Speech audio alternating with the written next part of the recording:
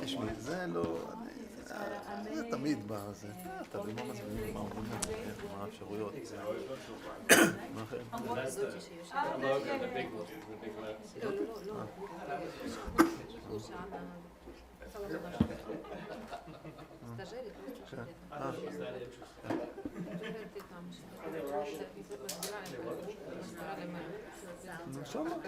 שמה, זה בוא למחקר הזה, לא, בוודאי, זה לא דבר הזה, לכן בארצות האלה שמוסר קוראים לזה, תמיד יש.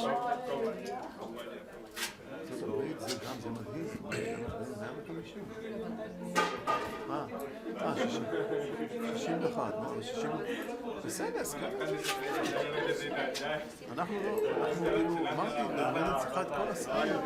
זה לא יכול להיות שהיו לנו רק שלושה סקרינים בכל הארץ, אבל לנו כבר היו יותר סקרינים. היא לא מכניסה את הסקרינים מהם. מה זה לא סקרינים? מי שאנחנו מחליטים ומדברים איתו זה הוא כבר סקרינים. אלא? זה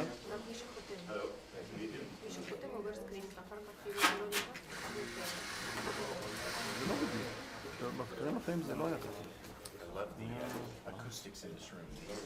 זהו, אמר כזה, אני בטח שזה יש לי כמעט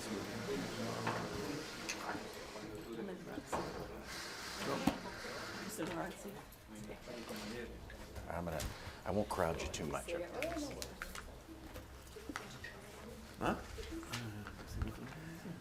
Okay, good morning, everybody. I have to say welcome, and last night we were hosted to an incredible dinner. So just a raise of hands, how many people are flying out today? Okay, let me do it the other way. How many people are staying tonight? Okay, forget about the story then. We got one in the back. If you ever come again, and Carlos is the one who introduced us, right? There is this restaurant called Al Trapo, which is a Michelin 1-star that is amazing. Not traditional, right? More creative. I think, what did we have, like an 8-course dinner at an incredible price point, too. Not expensive. That was important. But anyway, welcome to our 4th clinical trial acceleration workshop here in Europe. We're actually going to be doing 9 of these workshops over the next, I would say 3 months. This is our 4th one. We did one here exactly the same as today, yesterday. We did 2 in Paris last month. We've got 2 coming up in Berlin, and then we have 2 in London, and we end at the World GI Conference in Barcelona, okay? So if you like the experience, this is something probably you haven't experienced before, please have your colleagues join us. You all came from 6 different countries. So the room is filled with 11 participants today. Yesterday we had 8, but we've got representatives from Spain, which is good. Nice to see Spain here in their own country. But we have representation from Israel, right? From the Czech Republic, from Italy, and from Belgium, and then also from the UK, right? So a couple of things before I start. This trial is obviously very important, and TH302 is an exciting new chemical entity that we're investigating. Remember that it's not just about pancreatic cancer. The sarcoma cancer trial has already finished. Probably will have data sometime this year. They're also exploring the molecule in non-small cell lung cancer. So we are now at the 30% juncture. Out of the 660 patients, we're at 201 as of today, okay? So 2 days ago, we were at 198, and 3 of those patients were enrolled in this room. So pretty amazing, and some for the first time, right? So Dr. Shah's site first time, so congratulations. Yep. So we're 30% of the way there.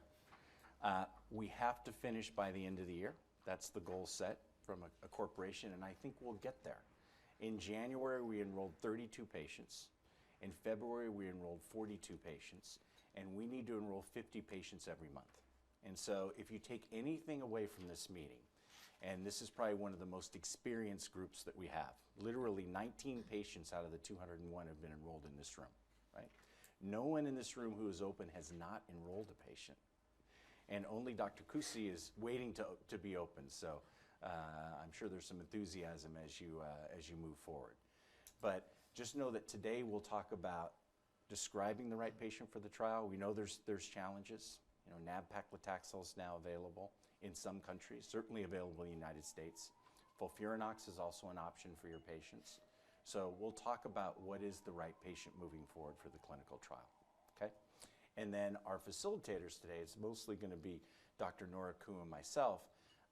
Our goal is to get you talking, so if we're talking more than 50% of the time, that means we haven't done our job. So we want you to tell us about your experiences and how you practice as well, okay?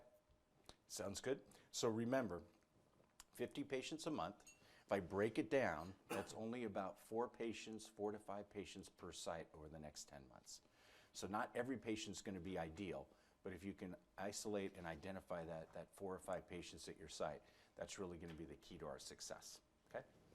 Okay, so let's make sure that everything that is talked about, since this is an accrual workshop, and we're really focusing just on identifying patients and finding patients for the trial, all the numbers that I just shared with you and the slides are confidential, so please don't share that outside of this room. But all of the strategies and all of the ideas around recruitment and enrollment, please share that back with your colleagues in your sites, because that's very important. And then it's not just Dava Oncology, and probably many of you have never heard of Dava Oncology. We're a US-based company. We've been in business for 7 years, and our approach to enrolling patients on cancer clinical trials is focusing on the site. So we don't go to patients, we talk to the sites, we talk to the research staff, the investigators, the sub-Is, even sometimes referring physicians if you're in that type of situation. And we've got 6 medical oncologists. Dr. Nora Kuh is one of our senior medical oncologists, and I'd like her to introduce herself since she'll be co-facilitating today. Good morning. Senior does not mean old, I hope. I'm a medical oncologist by training. I trained at UCLA and was involved with clinical research at UCLA and University of Miami, and have been with Dava now for about 5 years, and look forward to all the discussions that we will have today. So thank you very much for joining us today. So Nora and I were born the same year. We won't tell you what that was. It was like 85, something like that. No. Thanks, Nora. We're also fortunate enough to have Threshold Pharmaceuticals with us today. So this product is being developed by Threshold Pharmaceuticals in collaboration with Merck Serono. Okay, so Threshold is really running the sarcoma trial, non-small cell lung cancer, whereas Merck Serono is running the pancreatic cancer trial. So Dr. Nora Boyer, would you introduce yourself? Hi, I'm Nora Boyer, and I am a nurse, and I work in medical affairs for Threshold Pharmaceutical. I've been with Threshold for over 4 years, and mainly right now, I really have a lot to do with helping the sites manage the skin mucosal reactions that may occur. And working with Dava and working with my fine colleagues from Merck. So I probably have the most experience only because I've been around the longest. So, and yes, you do have 2 Noras in the room, which is so unusual. Yeah, makes it so easy. Thank you all for giving up your Saturday to come. We really appreciate it.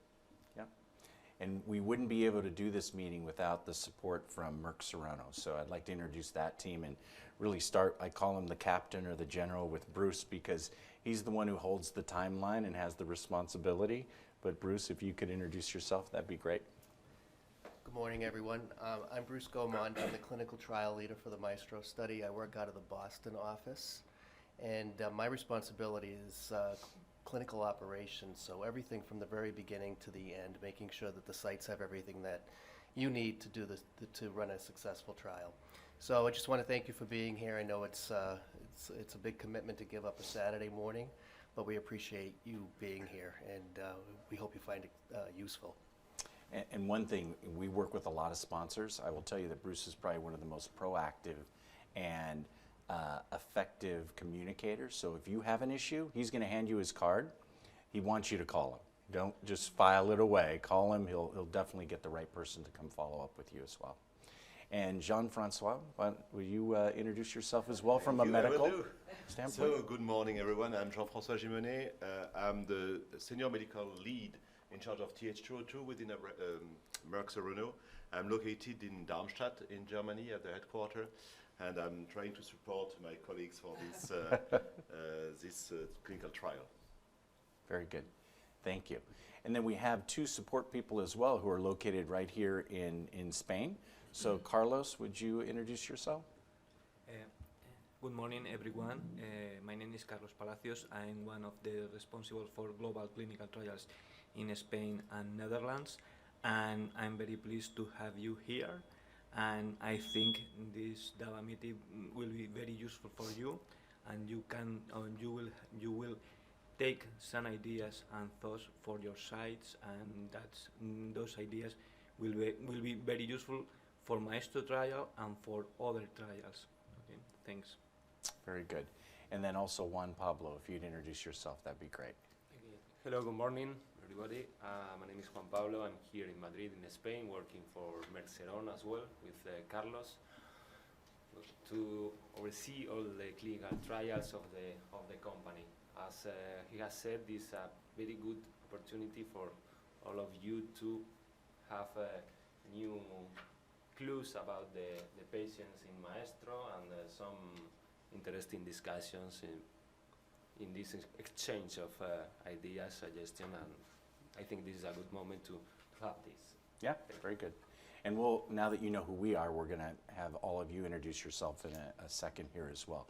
And I'm going to save it for Bruce. Bruce is going to tell you how they named Maestro, because there's no idea. It used to be when you named a trial, you had to take the first letter of each word. Now you can take any letter, so it's pretty interesting. It makes no sense, but it sounds good. That's the thing. Also, I don't want to forget Gregory Pines in the back, as well as Agnes Nemeth. So they picked the beautiful hotel. They also facilitated all the travel, and they really help us pull off a very comprehensive meeting in an efficient manner. So thanks, you guys in the back. Okay, so goals and objectives. We talked about 4 or 5 patients over the next 10 months, right? And some of you will be able to do that. Some of you have already done that. That doesn't mean you're done. That means you still have to do a little more. But in this group, I think it's very possible. But let's also talk about what we're going to do today. And I'll read these to you so that we're all on the same page. We'll review the treatment advances in pancreatic cancer. And Dr. Ponte is going to do a nice presentation because I remember, and this will give you a little bit of my age, in 1996, when Abraxane was approved or not Abraxane, but when gemcitabine was approved in the United States, right? Probably 97 in Europe. I remember the publication. 10 years later, you started having additional drugs being approved. Now we have more options than we've ever had. But it's not a disease with a lot of options, and so we're going to actually look at all of the different clinical trials, line them up, and have a discussion on what is the right trial, what is the right regimen, particularly for your patient. We'll talk about the different patients as well. So I think it'll be a good presentation. There'll be a lot of discussion as we go through it. We'll talk a little bit about the mechanism of action because it is unique. It does work in the hypoxic regions, and Jean-Francois will definitely take us through how it works. A lot of it is conceptual, but a lot of it is also proof in the data, so we'll see if it plays out. And then we'll also talk about the phase 2 data, which I think is pretty exciting, and that's what really led us to the phase 3 clinical trial. Bruce will talk about the Maestro trial, the phase 3, the design, as well as some of the key points that will help you with enrollment. We're not here to go over the protocol in detail, but just some of the key things and pearls of wisdom that we've learned over the last 6 or 7 months. We'll talk about optimizing enrollment and finding the right patient, keeping the patient on trial. And then we talked about the 660 patients worldwide and the fact that we're at 201, so we're about 30% of the way there. But let me show you what it looks like. So this is the breakdown, very confidential slide. But if you look at it, we've got open sites, 163. There's actually the proposition for the trial was 240 sites, 244, right? 245. I don't think we'll ever get to 245, but I think we'll be north of 200. 92 in Europe, North America 47. Other, now when we say other, we grouped Australia, the Middle East, Russia, right? So Israel's in this group as well. When you look at number of patients screened, 299, and then enrolled, we just crossed 200 and 201. So the trial is actually 6 weeks ahead of schedule for our 30% mark, which gives us a lot of confidence that we should be able to hit the goal by hopefully the beginning of December if everything stays on track. So how are we going to do it? Today we're going to spend time introducing ourselves. I think it's probably one of the most exciting parts of the meeting because you get to see how your colleagues practice. And you know, there's an art to medicine. Everybody evaluates the data different. Every country will have a different line of therapy for metastatic pancreatic cancer. And so we'll talk about the options. And that will be Dr. Ponce. We'll talk about the data. We'll also do cases throughout the day. So one of the things that we like to do to keep it interactive is actually put cases together and ask your opinion. Is it the right patient for a clinical trial? Would you approach this differently? And that's important because everybody does it a little differently, and you can see the nuances in treating these difficult patients. We'll then talk a little bit about the mechanism of action, as well as the phase 2 data. And then we'll do another case. So you'll see throughout the whole day we'll be doing cases, and at the end we finish with many cases. But our goal is, in terms of time, to have about a 4.5 hour meeting. So if we look like we're running out of time, if you are all talking a lot, then we can always, you know, at least eliminate some of the cases at the end. Bruce is going to talk a little bit about the trial specifics as well as maintaining dose intensity. Very important with this trial to maintain dose intensity, and we'll give you some tools to help you do that. And then we'll talk about challenges to enrollment, and really Nora's job is to help each of you understand who that right patient is and what does that patient look like. There's many different options for patients for this trial, and let's describe what those patients actually look like. Dr. Boyle will talk about skin toxicities. I think it's an exciting talk. We'll see a nice video. She doesn't like herself on video, but you know, you'll see a very nice video of her. And then we've got the case studies, and then I'll end with challenges and opportunities. Just making sure everybody has a take-home message from the meeting and hopefully learn something that they didn't know coming into the meeting. Okay, so let's start. And Dr. Ponte, I'm going to have you start. I know you were here yesterday, and I appreciate it. It'll be very interesting for you to see the differences in the groups, right? We had 8 participants yesterday. Today we have 11, and see the different way that their practices work. But just tell us a little bit about your practice here in Madrid. Good morning. I work in a public hospital, Ramón y Cajal University Hospital in Madrid, and my practice is with pancreatic and colorectal cancer. I attend more or less 100 patients with pancreatic cancer every year, and in first line the regime that we usually use is gemcitabine, because the approval of gemcitabine plus nab-paclitaxel is not ready yet. I don't know. I have 4 patients in this trial in MAESTRO, and I have 2 patients that I did a screening failure, and I am happy with the trial. Yeah. Thank you. And you're one of the sites that just enrolled a patient within the last 2 days as well. Yes, I have 1 patient in screening now, and 2 days ago a new patient started the treatment. Very good. And we know that the randomization is between gemcitabine and gemcitabine plus TH302. And how do you handle that in your practice, knowing that there are other options available as well? For me, it's not very difficult, because I have to ask for authorizations for other drugs. Right. So the standard of treatment in my center, in my hospital, is gemcitabine now. Right, it is, okay. So, and you prioritize a clinical trial over other standards of care that are currently available? Usually yes, but I explain all the options to the patients, and they decide. If they prefer not participate in a clinical trial, I ask for the authorization of other options. So, Sure. So I explain to the patient.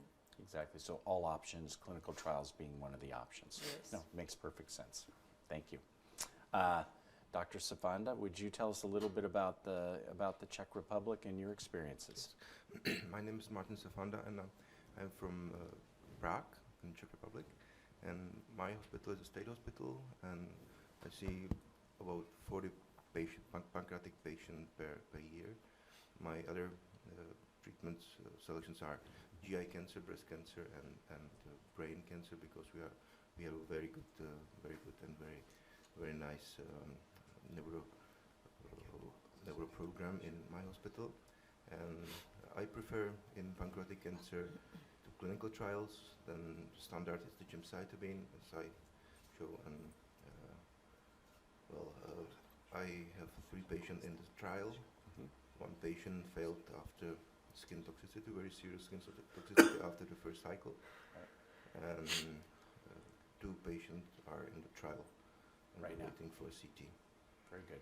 We're going to give you some pearls of wisdom and some ways to really prevent the skin toxicity.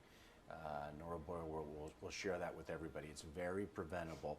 You do have to do some things that you wouldn't normally do, but I think they're good skincare treatment in general. But we'll definitely try and help you through that.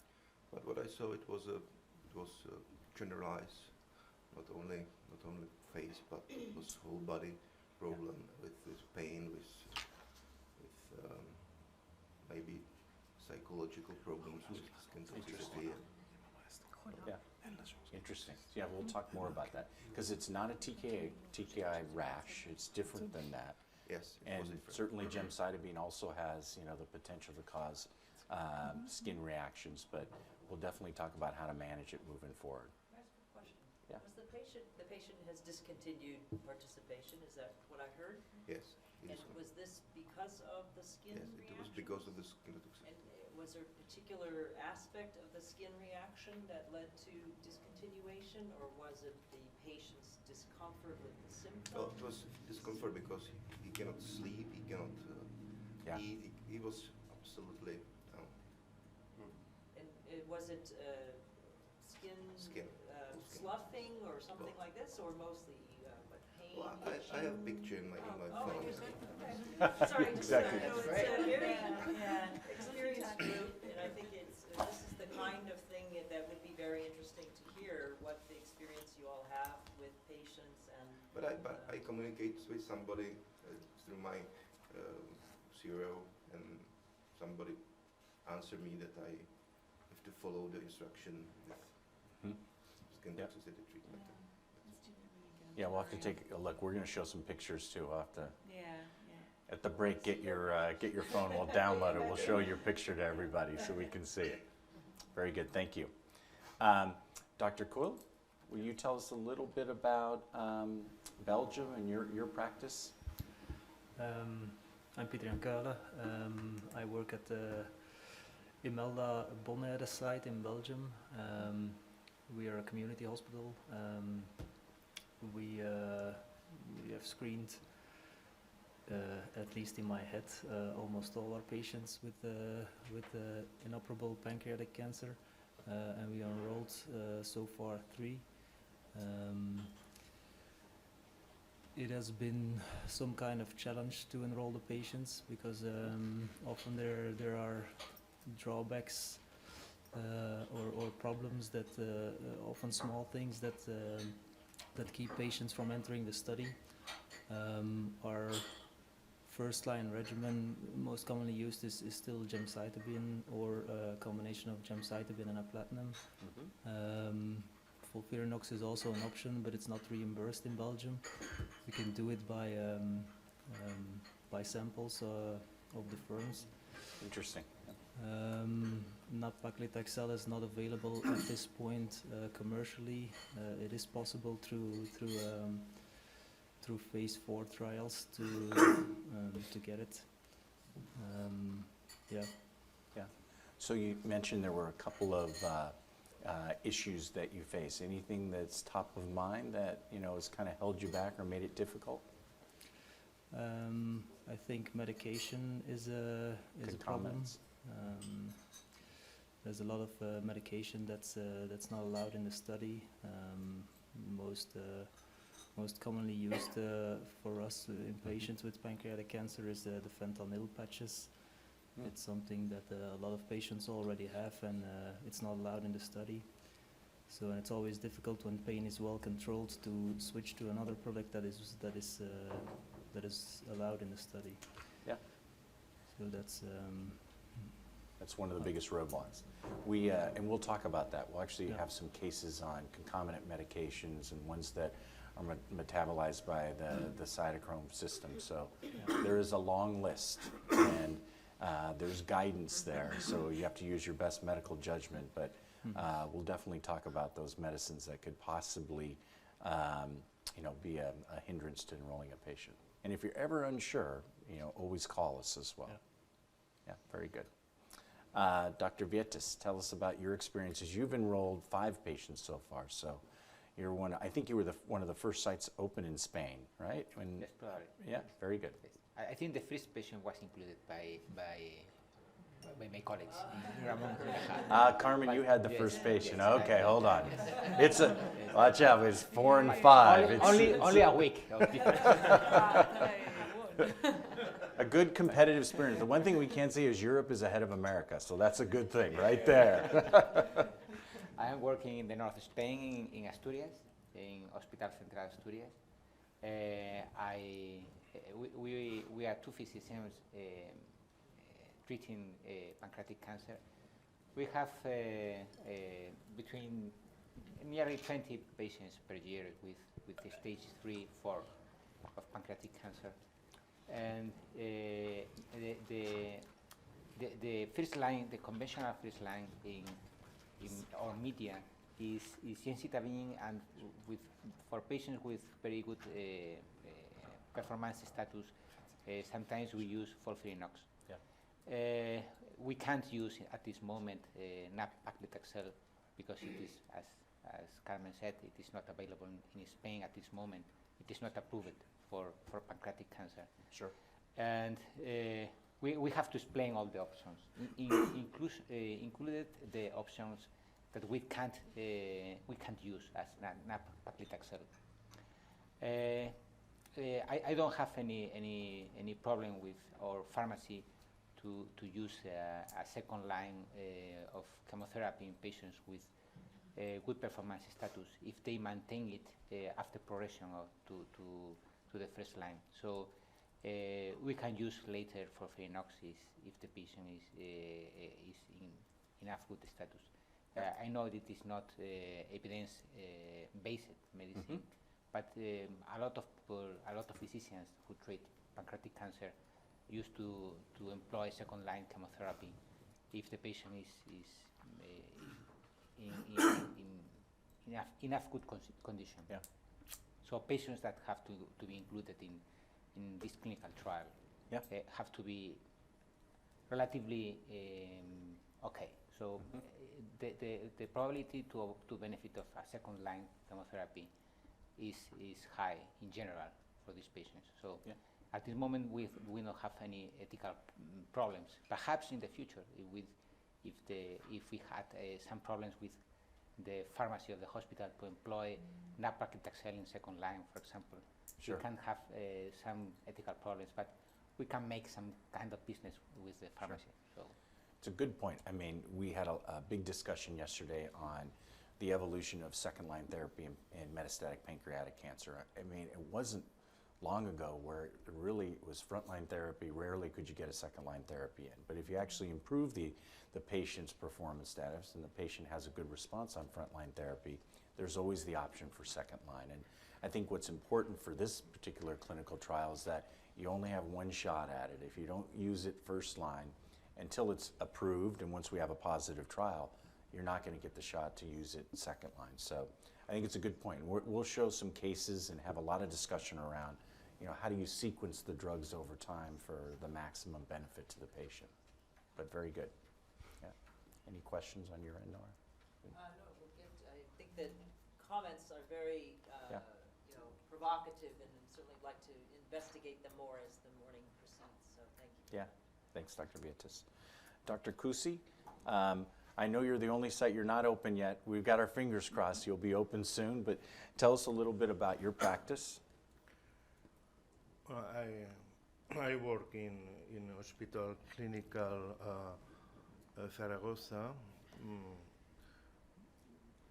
I have a similar experience in my colleague.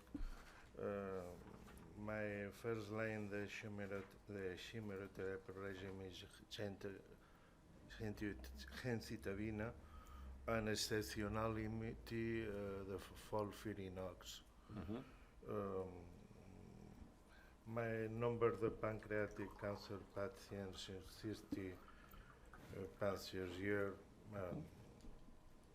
and I have interesting to participate in the MAESTRO study. Yeah. And so I know we put on here the SIV date was March 1st. We have any idea when, Bruce? Or do you have any idea, Dr. Kusi, on your end, when you think you'll be open? Any idea what the delay is that maybe we could help with? Is there something that we could help the site move things along? Is it a contract? No, I think it's everything in place and the CRA is... No, bueno, yes. Bureaucratic problems for activation. Yeah. The budget usually comes up. I've always said, we're from the United States. If I could solve how to handle the budget issues, we would have a very successful company, because that usually, contract and budget is the #1 reason why sites don't open on time. And it's a two-way street, right? With the sponsor and the site, and going back and forth is always problematic. But hopefully this month we'll have you open as well. Yes. Very good. Yeah. Okay. Let's move to our next site, which is in Italy. So Elena, Dr. Ongaro, can you tell us a little bit about your practice? Good morning, everybody. I'm not the principal investigator of this study. I'm just a sub-investigator because I'm not an oncologist yet. I'm a young doctor which is studying for becoming an oncologist. There you go. That's good. That means you're doing all the work. In our site, we screened 4 patients so far. One which is on screening right now. We had one screening failure for withdrawal of consent before starting therapy, because this patient had a strong depression, and we decided not to start treating because of the known interactions between the drugs, psychiatric drugs, and TH302. Yeah. And the patient withdrew consent, but continued with the standard therapy. Which was gemcitabine, is that what the standard was? Yes. Yep.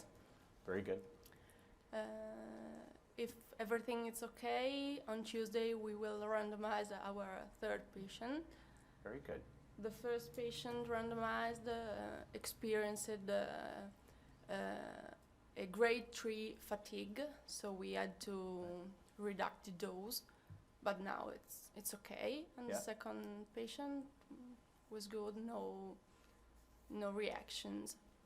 Were you able to titrate the dose back up, or did you keep it at the reduced level? No, we keep at the reduced level. Okay. Yeah, we'll talk a little bit about that as well. And the availability of other agents in Italy, is nab-paclitaxel available? Is FOLFIRINOX paid for? Okay. FOLFIRINOX and nab-paclitaxel are approved, but not nab-paclitaxel it's not commercially available. Okay. So this is not an option for us. And in our site, we don't use FOLFIRINOX, but we use PEX-G. Okay. So what is that? What is it? Platinum, anthracycline, gemcitabine, and capecitabine. Oh, interesting. Oh, very good. Yeah. We haven't heard too much about that, but that's interesting. We'll talk a little bit about that. Is that... Of course, in selected young patients with a good performance stages. And you see those all the time with pancreatic cancer, right? The unfortunate few that are, that have a good performance status, that are young. We see a lot of FOLFIRINOX used in that patient population. It sounds like you've got your own combination there. Very good. Well, hopefully you'll learn a lot today. Doctor in training, that'll hopefully will give you some ideas that you can bring back to your practice as well. Okay. Okay, let's talk a little bit about Dr. Bridgewater's site, and we're pleased to have Adoración. I tried to do my best on the pronunciation. You can call me Adi. I practiced it. I had her tell me first. That was it. Yes. Tell us a little about your site. You just randomized your first patient. Yes, we did. I'm an oncology nurse by background. I joined clinical trials 5 years ago, and I'm my role is as a team leader overseeing GI, lung, and partly urology. So I'm involved with setting up studies and recruiting patients as well. So I cover for research nurses. So do you participate in the consenting process? We do. I do participate in the consenting process. Very good. So we did have a challenge with a recent patient because of the ECG. I don't know if anybody was we're going to talk with about the that as well. communication. Yes. Yes. So it was kind of hard. There were a lot of emails exchanged between us and then the sponsor. It was, I think, with Carlisle. Yes. I don't know. Yeah. Covance. Yeah. Covance is yes, the. Yes. So because eventually it was resolved. So on Friday we were able to randomize the patient.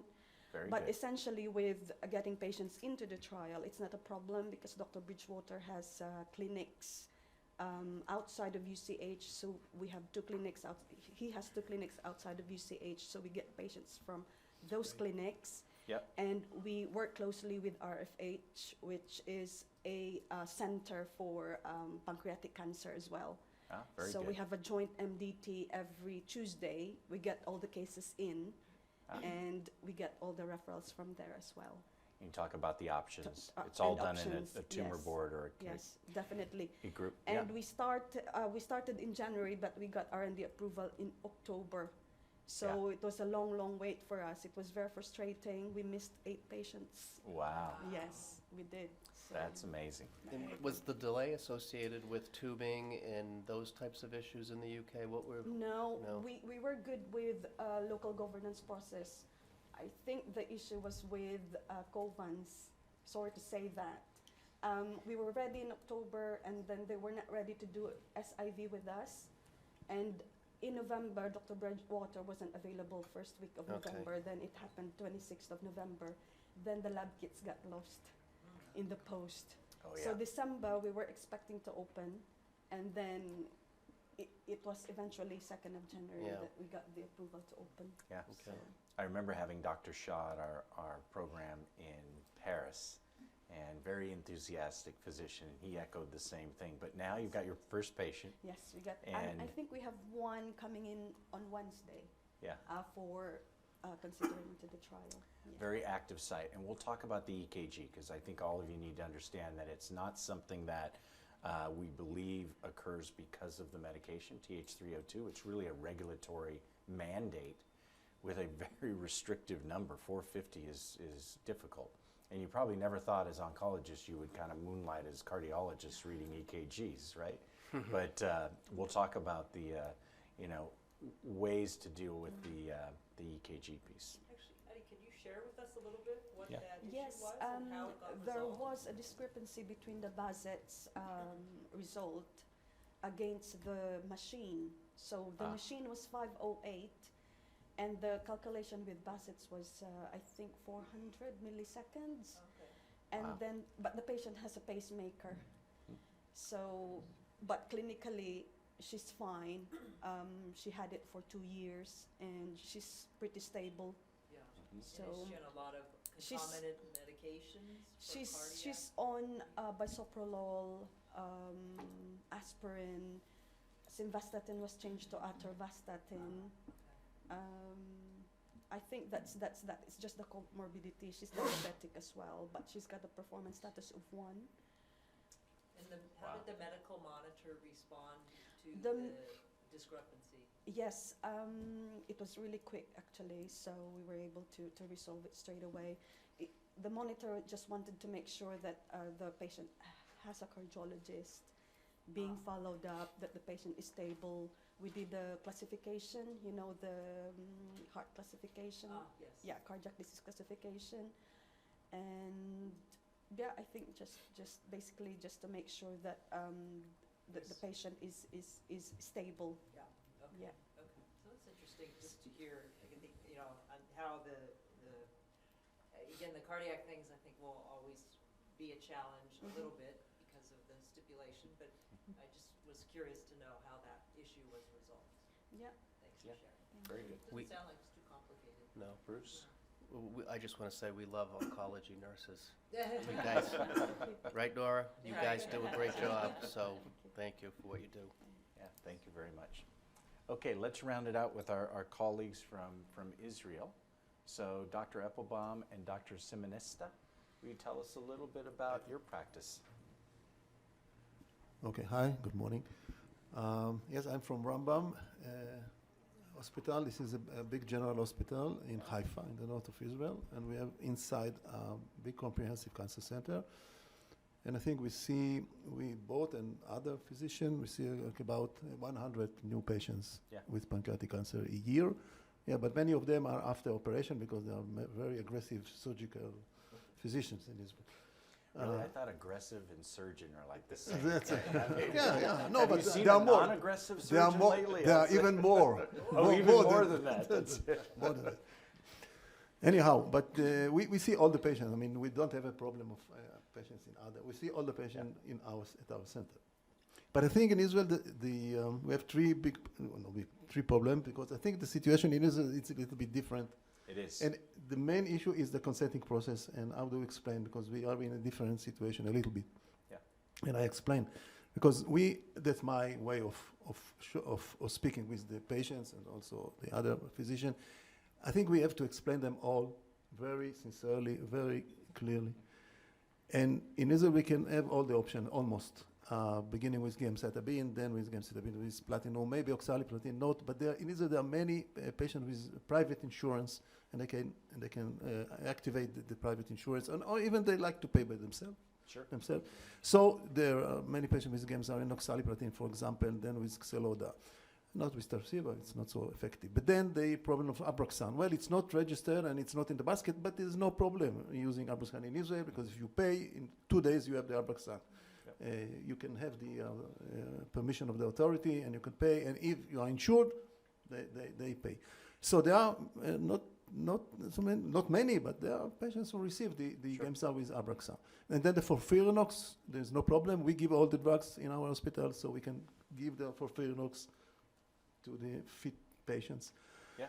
And then come the trial. So I explain them all, and I think, and I would like to be very honest with them, and so patients decide about the treatment which he thinks that it's the best for him. And the other two problems relating to that is, one, the patients in Israel, I don't know, they don't like the placebo trials. They don't like. Really, that's the basic, no? They don't like placebo. Well, if there is 50% that I'll get only the gemcitabine, well, I don't like it. That's a real issue. I don't know if there's issue in other. Yeah, sure. And the last one is I think there is a built-in problem in the study. On the one hand, it fits the patients who would like not so aggressive treatment like FOLFIRINOX, or not like aggressive like Gemza and Abraxane, but might want only the Gemza. But then comes the option of getting the toxic drug, the other toxic drug, TH302. It's a toxic drug, and if you explain to him and give him to read, you see that it's a very toxic options. Yeah. So it's a kind of discrepancy, kind of inherent contradiction between the option of getting only gemcitabine or get gemcitabine with a very toxic drug. And that's a problem with the patient. Yeah. Well, after all, we managed to have the first patient in Israel, in Haifa, yeah. And Sure. And now But I think that's good, though. there's a second one. There are Yeah. two from Israel, and maybe will be more. I'm sure we will have more patients, even after all these problems. So, but Well, yeah, problem. and I appreciate that. I mean, it's very honest and, Yeah. and very good feedback, and that's what we want to hear. It's not the right trial for every patient. Certainly in Israel, is not that dissimilar from the United States where nab-paclitaxel is approved. And there's a whole promotional effort around it. It's pretty aggressive. We're using aggressive today. It's interesting. We used aggressive yesterday, and oh my We weren't God. allowed. Yeah, we weren't allowed. Someone said, that's very American. So, but it is. And so I think you do the right thing. You offer the options. There may be some bias one way or the other. If you're very committed to clinical trials, this is a clinical trial option. And obviously you have second line choices, but FOLFIRINOX is very effective. It is in that fit, healthy patient. As long as you maintain dose intensity, hopefully you'll have the same efficacy. Yeah, go ahead. Can you tell us about the patient? Yeah. Which one of these categories does this Yeah, patient fit? I had the same. I want some Yeah. gemcitabine, but I don't want much more, or was it I'm interested in a trial, or The you know, patient, which? our patient, Yes, I think exactly. he was interested in he was interested in trial. Ah. Well, Yeah. that's what we were very, very glad to hear that the patient wants a trial. So that's good. Well, the patient who wants trial, this is the optimal, I think, patient for the study. Absolutely. But yes, so we explain about the significance of a trial to the patients, and from time to time there are patients who are really asked to take part in trials. Yeah. Yes, like our patients. Do you have any Yes. insight on why the patient was interested in a trial over standard therapy? Why? Yeah, just curious. I mean, That's, is it because they felt that maybe they would get a greater level of care and maybe be seen more often in the clinic? No. or- I think the patient in Israel likes trial because they like to. There are many patients in Israel who comes, and even before talking of them of the standard, they ask for trials. So They this do. a kind of I don't know. There are patients who like to take part in trials because they think that there's something new, something better. Yeah. In the trial, even then, I explain to them what is a trial. Trial means that you don't know if the drug is better. You don't know. But it's still, the optimistic hope of optimistic, something yes, that's yes. going to be better. altruistic, Yes. or maybe the hope of doing something for their grandchildren someday. Yeah. Maybe, but I'm not sure. It's a stretch. It's a good point, but I'm not sure. That's the benefit, right? But no, I think that's very true. And then you have the opposite side too. People are very scared about clinical trials who think, oh, I don't want to be, tested on, right? So it's both sides of the equation. But I think that's good. I don't know the patient, but that's good for Israel patient that they will have many tests, many times the patient. That's okay. But I think that's no problem with our patients. yeah, absolutely. The burden of the trial, as we call it. Yeah. Because it's a little bit more complicated than the routine. Well, good. And here's the thing, good to have options. Like I said, I remember 96, 97, all we had was gemcitabine and a whole bunch of phase 2 trials, phase 1, phase 2. Now you've got drugs that have been through rigorous phase 3 trials, right? They're showing improvement. I think the latest is the nab-paclitaxel, which is about 2 months, 2.1 months, that was updated when I met you at ASCO GI, right? And that's good. Certainly not it's not great. We've done better in other diseases, but at least we're starting to have an impact on affecting the overall survival, which I think is very important for long-term care of these patients. No, very good. Quick question. Yeah, go ahead. Do you feel that patients that do go into a trial maybe get a little bit of a higher level of care because of the schedule of the trial? And is that anything that is ever discussed with a patient?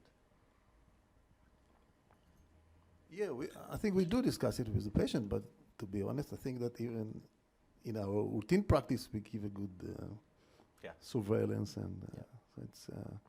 But we do tell them that even if in the routine practice we treat them very good, being in the study, probably it will be even more optimistic. Just a little bit yes, better. yes, Okay. yes. The rigors of the protocol yes, almost sure. mandate, right? Sure, that's what we expect. The monitoring of the patient. And that can be used as a benefit when you're talking about clinical research. I'm going to know immediately, not that I wouldn't know anyway, but the rigors of that protocol allows you to monitor quite closely. Okay, thanks everybody. So good interaction. I think we've got a nice group here today. Everybody approaches these patients a little differently. That's okay. Good representation from many different countries. But what I'd like to do next is bring up Dr. Ponte to really talk to us about the treatment options. And she does a wonderful talk talking about all the options and looking at them from an efficacy as well as the toxicity perspective. So we're going to do exactly what you shouldn't do, right? You're not supposed to cross-compare trials, but at least it's a way to look at the opportunities moving forward for your patients. Dr. Applebaum, do you give your patients second-line therapy? Sure. And Even third line. Great. Maybe fourth line. Yeah. So normally, let's say you have a patient not on a trial. Yeah. What is your usual follow-up, and when do you make that Well, it depends. If I start with gemcitabine single or based, then the second line will be like this standard second line. It's FOLFOX or Celox. Not fulfilled. How soon do you start making that decision? When do you look after you started your initial treatment? It depends on the patient, but every cycle, I see the patient every cycle. Sure. So it sees physically the tumor markers. For me, it's very important, and then the imaging. And when he begin to progress, then I stop the first line. Do you make changes based on marker elevation only, or That's do you have to that's see of course that's a problem in the daily life. But if I am, if there is a discrepancy between the markers and the good general health of the patient, and even the imaging is steady, I might continue with another 1 or 2 cycles. But if I have a second increase in the marker, not after the first increase, but I would like to see a second increase in the marker, then I stop. Yeah. Even, yes, based on the markers themselves. Sure. Thanks. Good morning. Thank you very much to the organizers for inviting me to participate in this meeting. The incidence and the mortality of pancreatic adenocarcinoma is increasing. In 2013, in the US, more than 45,000 people was diagnosed of pancreatic cancer, and more than 38,000 people died for this disease. In Europe, more than 100,000 deaths were estimated for this disease. Pancreatic cancer is associated with poor prognosis despite current treatment. Less than 10% of the patients are diagnosed with an early stage of the disease and with a resectable tumor. In these cases, overall survival is less than 20%. Most of patients are diagnosed with a locally advanced or a metastatic disease, and the 5-year survival in these patients is 8% and 2% respectively. ESMO guidelines recommend as schemes of first line of treatment all these: gemcitabine, FOLFIRINOX, gemcitabine plus erlotinib, and gemcitabine plus nab-paclitaxel, although the latter is not still approved in many countries. In second line, depending on which first line was used for the patient, we can opt for 5-FU plus minus oxaliplatin or gemcitabine. Both first and second line to choose a clinical trial for the patients could be a good option. For patients with unresectable, locally advanced pancreatic cancer, we have all these options. More evidence we have for chemotherapy, but also we can use chemoradiation, chemotherapy followed by chemoradiation, and of course we can use clinical trials, and maybe is the best alternative. In 1997, gemcitabine was approved in first-line treatment of advanced pancreatic adenocarcinoma. Since then, only 3 phase 3 clinical trials have shown the benefit of other combinations compared to gemcitabine alone. These are gemcitabine plus erlotinib, who show a small but significant increase of survival in first line. More recently, other 2 combinations, FOLFIRINOX and gemcitabine plus nab-paclitaxel, have demonstrated a benefit in survival. The pivotal study of gemcitabine was a phase 3 study comparing gemcitabine to 5-FU. Patients with locally advanced or metastatic disease were included.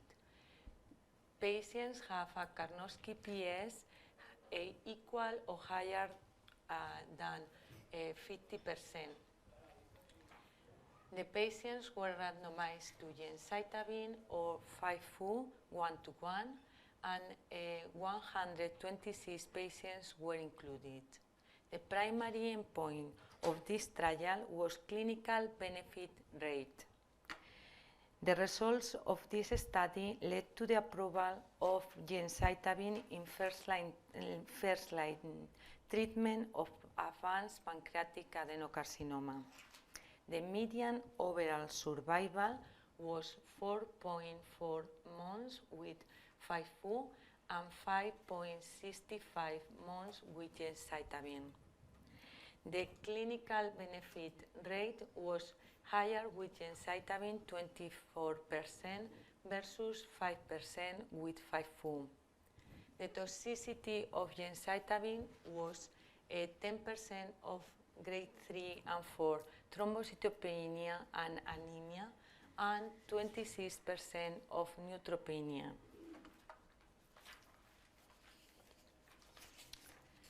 Since then, multiple studies based on gemcitabine have been conducted without success, except the combination of gemcitabine with the inhibitor of epidermal growth factor receptor erlotinib, which achieved increased overall survival compared to gemcitabine alone in patients with locally advanced and metastatic disease, PS ECOG 0-1.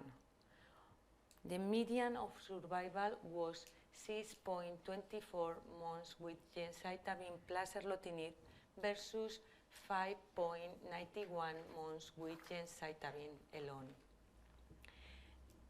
The toxicity was comparable in the 2 arms, with more diarrhea and syndrome of ILD in the combination arm.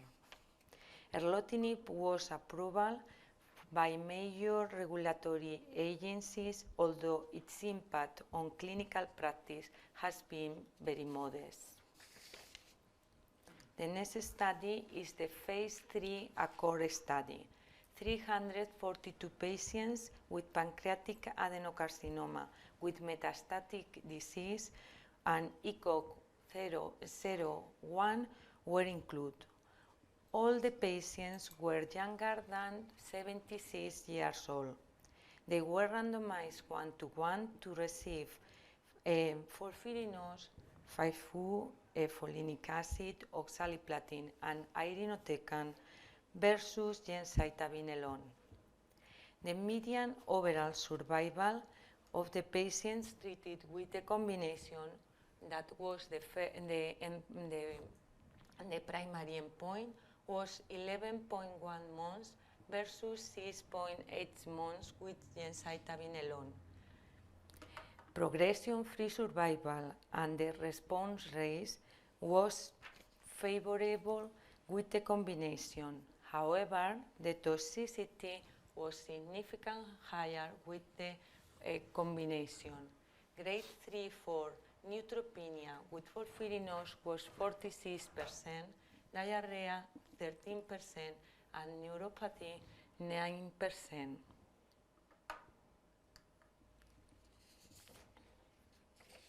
I think I have changed this. Recently, nab-paclitaxel in combination with gemcitabine has demonstrated benefit in overall survival versus gemcitabine alone in a phase 3, the MPAC study. Nab-paclitaxel containing nanoparticles composed of paclitaxel bound to human serum albumin. It is believed that albumin binding different proteins of the stroma as spark increase the accumulation of the paclitaxel and gemcitabine in the area of the tumor.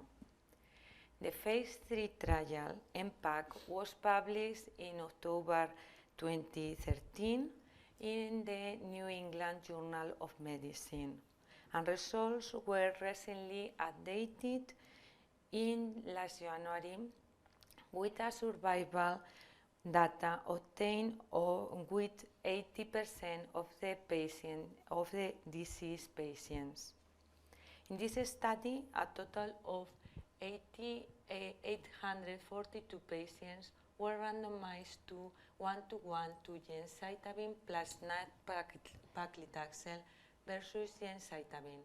All patients have metastatic disease and a P-Karnofsky index of 70% or higher. The combination are with nab-paclitaxel plus gemcitabine reduce the risk of death by 28% respect to gemcitabine alone. The survival rate 1 and 3 years respectively for nab-paclitaxel plus gemcitabine were 35% and 4% with the combination versus 22% and 0% with gemcitabine alone. The safety profile was predictable. Toxicity, more frequent toxicity with the combination of grade 3 and 4 was neutropenia, 38% with the combination, and fatigue and neuropathy that it was 17%. 8% of the patients discontinue the treatment for the neuropathy, and 10% of the patients have to reduce the doses. The results of this trial have made nab-paclitaxel plus gemcitabine in a new standard for first-line treatment of patients with metastatic adenocarcinoma of pancreas.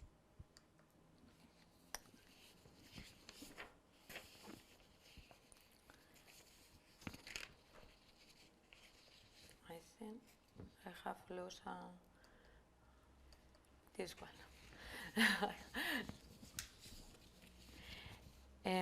The MPAC study, in the MPAC study, the median duration of cycles was, the median duration of treatment was 3.9 months. The dose intensity was 81% for nab-paclitaxel and 70% for gemcitabine. More patients reduced the doses of nab-paclitaxel and also of gemcitabine.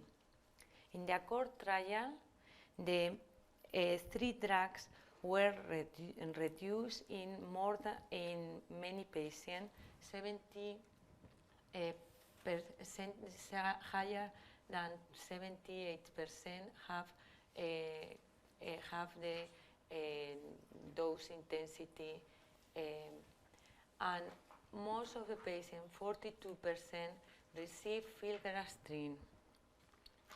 In routine practice, folfirinos is typically used in lower doses of, and I think gemcitabine plus nab-paclitaxel also.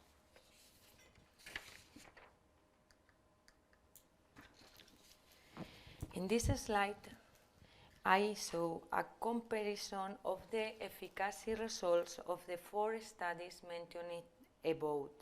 Although this comparison is not methodologically correct, we can observe that the increase in survival with gemcitabine plus erlotinib is less than 2 weeks. The improvement of survival with folfirinos versus gemcitabine is 4.3 months.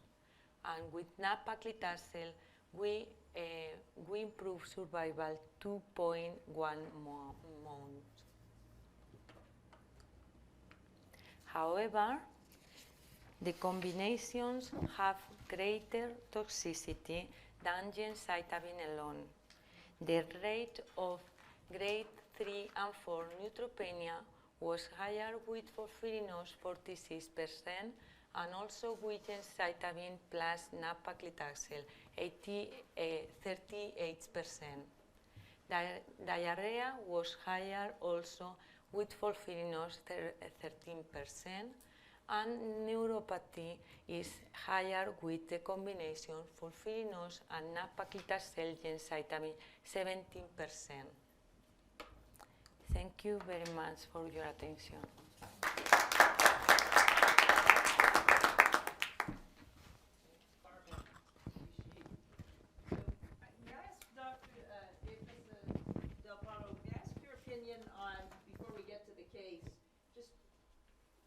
Information, how do you define when your patients come to you and would like something strong, aggressive, whatever the treatment? Heavy. What is Heavy. This is the term. What is the way that you define such treatments? Well, really, it is not easy to explain all the circumstances that can modify the effectiveness of the treatment to the patients, as they are not physicians. So the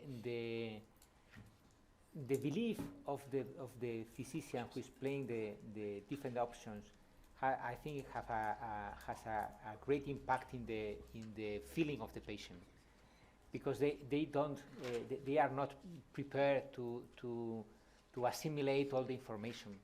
Most of them can't assimilate all the options in the first visit, as they are complex.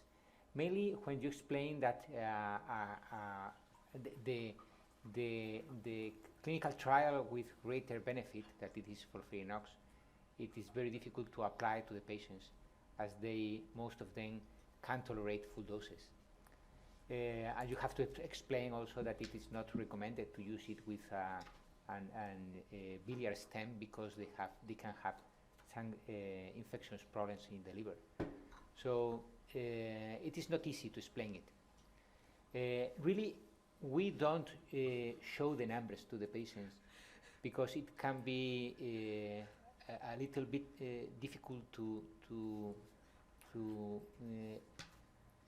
really make understand why don't use folfirinox as a standard treatment for all the patients. We have to explain again that not everybody can tolerate folfirinox in full doses, that not everybody can support GM, CSF, because sometimes you have problems of neutropenia, but you have also problems with thrombocytopenia, and colony stimulation factors can worsen that problem. So we really don't show this kind of table to the patients. This kind of information? No, because I think they can have some kind of error in his mind. Because if you see that table, what do you see? What do you think that a normal person can think about this table?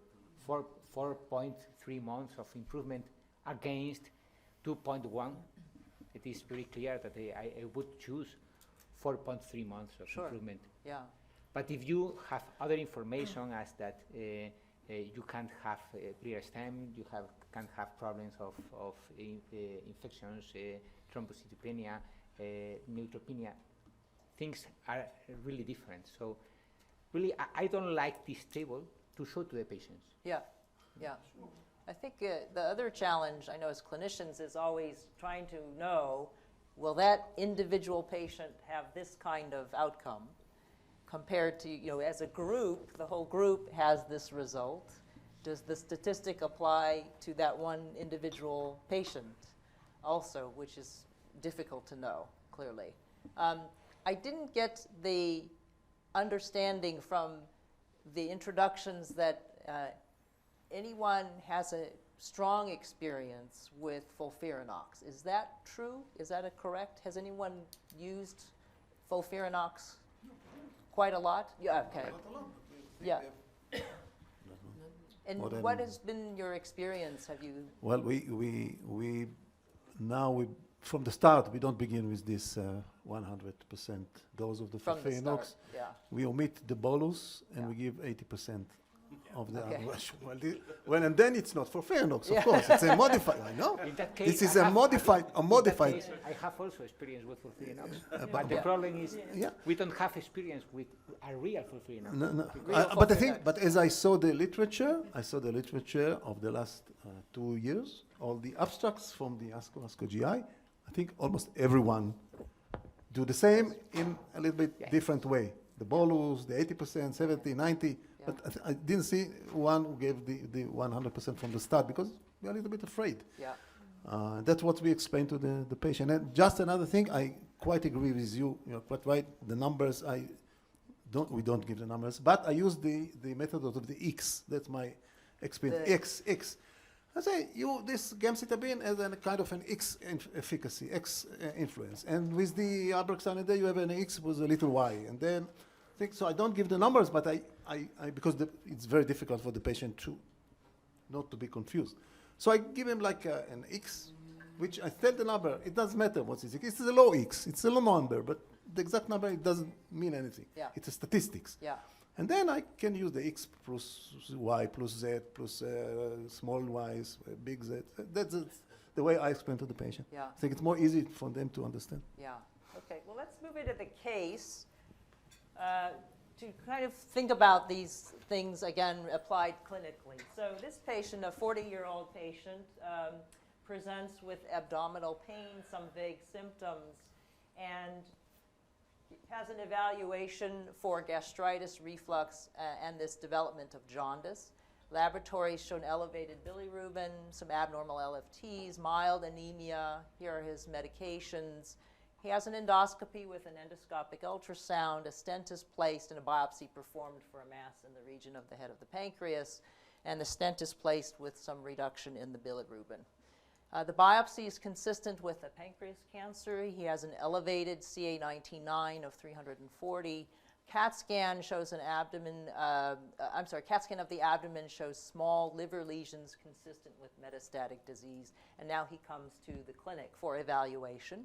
There is some weight loss, 13 kilos in 3 months, and some loss of appetite with that, and some pain, which has prevented him from working, but just in the past 2 weeks. So this certainly is something that can be improved. But with this presentation, a 40-year-old patient comes to your clinic.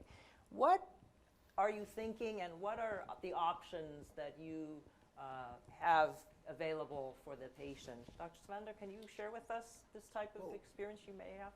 The patient is very young, Yeah. but the weight loss is too high in a small period of time, and the tumor probably is very aggressive.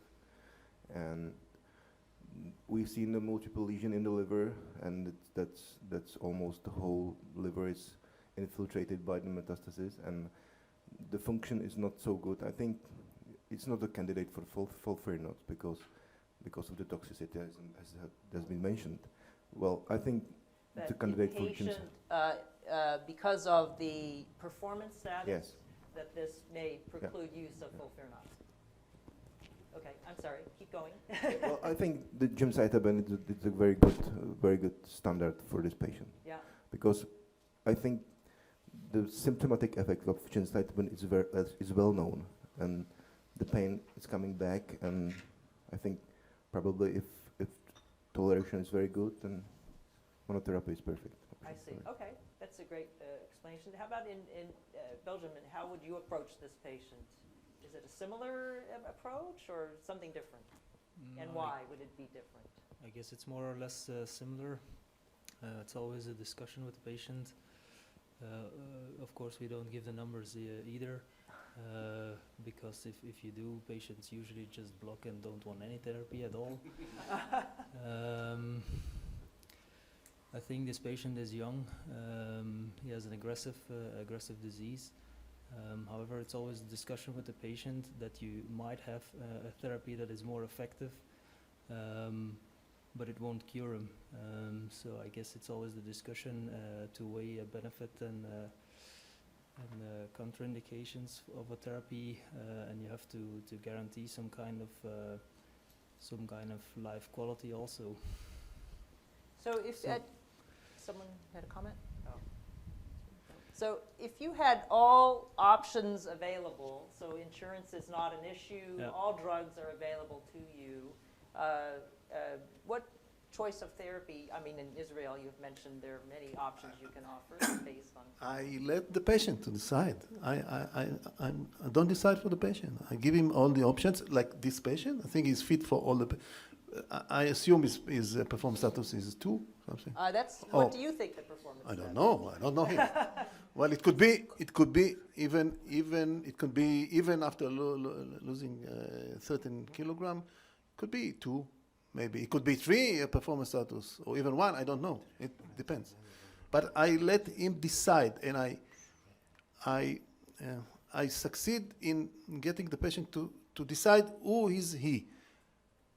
I tell him, well, on the other one side, if you want quality of life and a mild treatment, so pick this option of gemcitabine plus something, maybe, or maybe singly. If the main issue for you is the response rate or the prolongation of life, and you don't care about side effect, and even you can die from the side effect, that's how I tell him.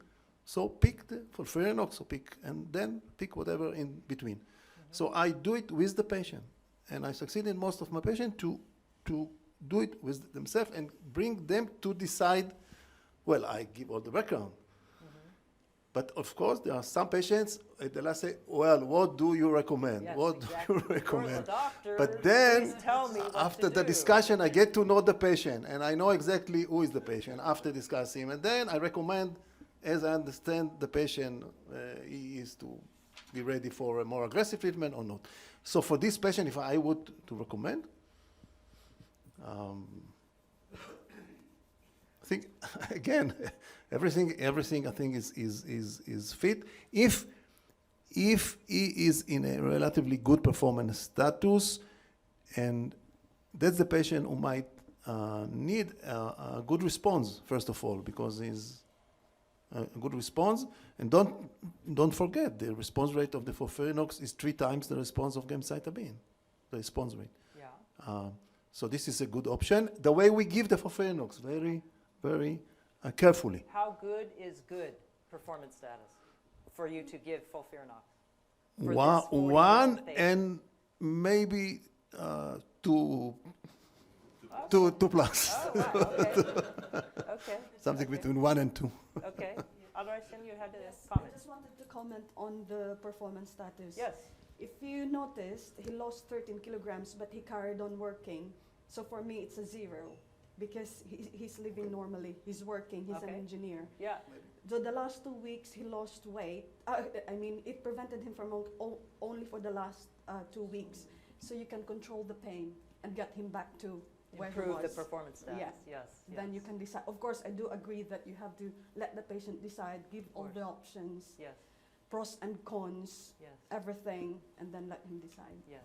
In every case we're going to discuss today is there's no right or wrong answer. These are patients. So, you know, we all consider patients differently. I think these points that you've brought up in terms of, because performance status is an important aspect of what we're going to choose right, for our patients. It seems to be an important factor, and certainly for any clinical study, it's very important. But it's very subjective decision, what goes into that performance status measurement and how we make that assignment of that number. And so this is an interesting part of just discussing a case that comes like this, a young patient. Certainly now there are many options we can offer the patient, and how do we make that decision? And is a trial like MAESTRO, first-line clinical trial, an option for this young patient as well?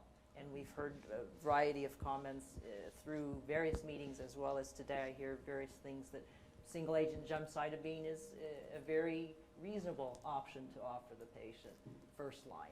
Therefore, is that correct that MAESTRO might be an option for persons in this room? No, it is an exclusion criteria. What is an exclusion? Bilirubin. I'm sorry? Bilirubin level. Okay, the bilirubin is 1.3. No, it was 3.2. Now it has a stent. Okay. But good point. Certainly, if the patient met all the eligibility criteria, understood. You know, would this be? Yes. Yeah. Okay. Yes.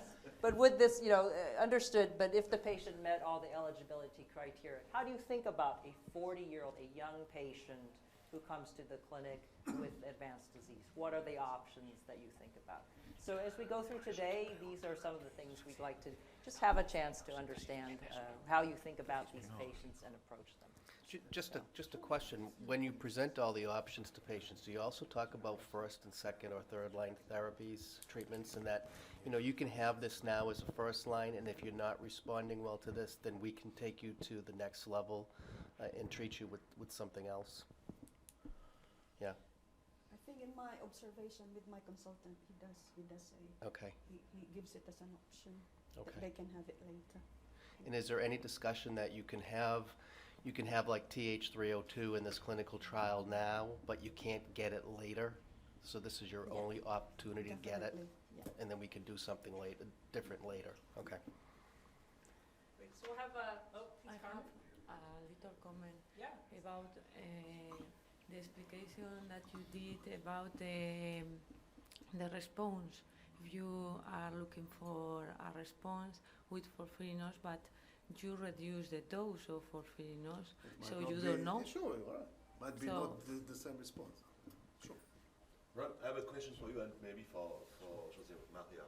When you start with the lower dose, the modified folfirinox, do you from time to time re-increase to 100% after the first cycle? Yeah. If the treatment was very good and no problem, we might increase it to 90%, for example, and then. But usually we stay with the 80%. That's what I can say. It is very unusual in my practice to have a higher dose maintained during weeks. So we try to do sometimes, but with very little successful. So I think we are not going to try to do it again because the experience is not, yes. No.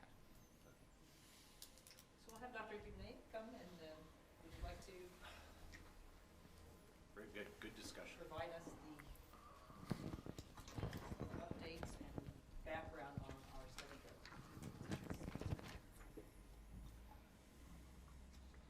Sorry, I have to dress first. So,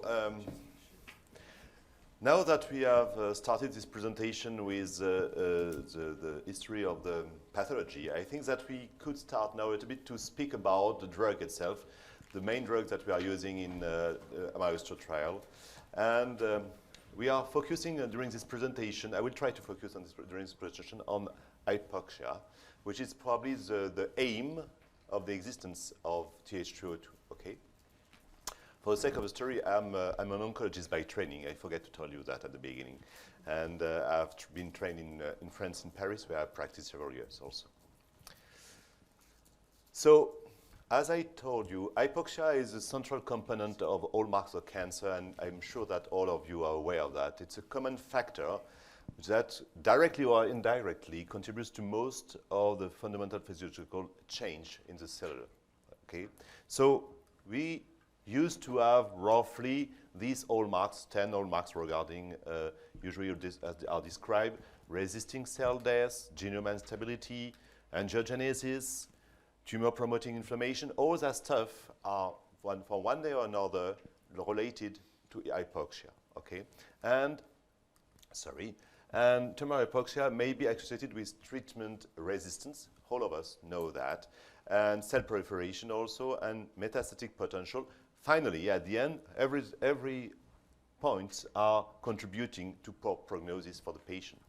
So, in fact, it has been demonstrated for a long period of time now that in some tumors, you could have a hypoxic zone. And for example, in this slide, we have 3 examples of soft tissue sarcoma, head and neck cancer, cervical cancer, and we can put some probes to demonstrate that in function of the level of oxygenation, you could have a difference in terms of survival, which is written here, survival in terms of months, and you can see that if the level, for example, in this soft tissue sarcoma example, if the level of oxygen is over 19 milligram of mercury, you have a better survival than if you have a lower one. That means that more hypoxic is the tumor, the worse is the prognosis. And this is something that is quite well understood. Here you have something which is very, very interesting, because a few years ago it has been demonstrated that pimenidazole can be considered as a biomarker of hypoxia, okay? And you have here the structure of pimenidazole. In fact, it's a nitroimidazole, which is by definition hypoxic, which represents an hypoxic selectivity.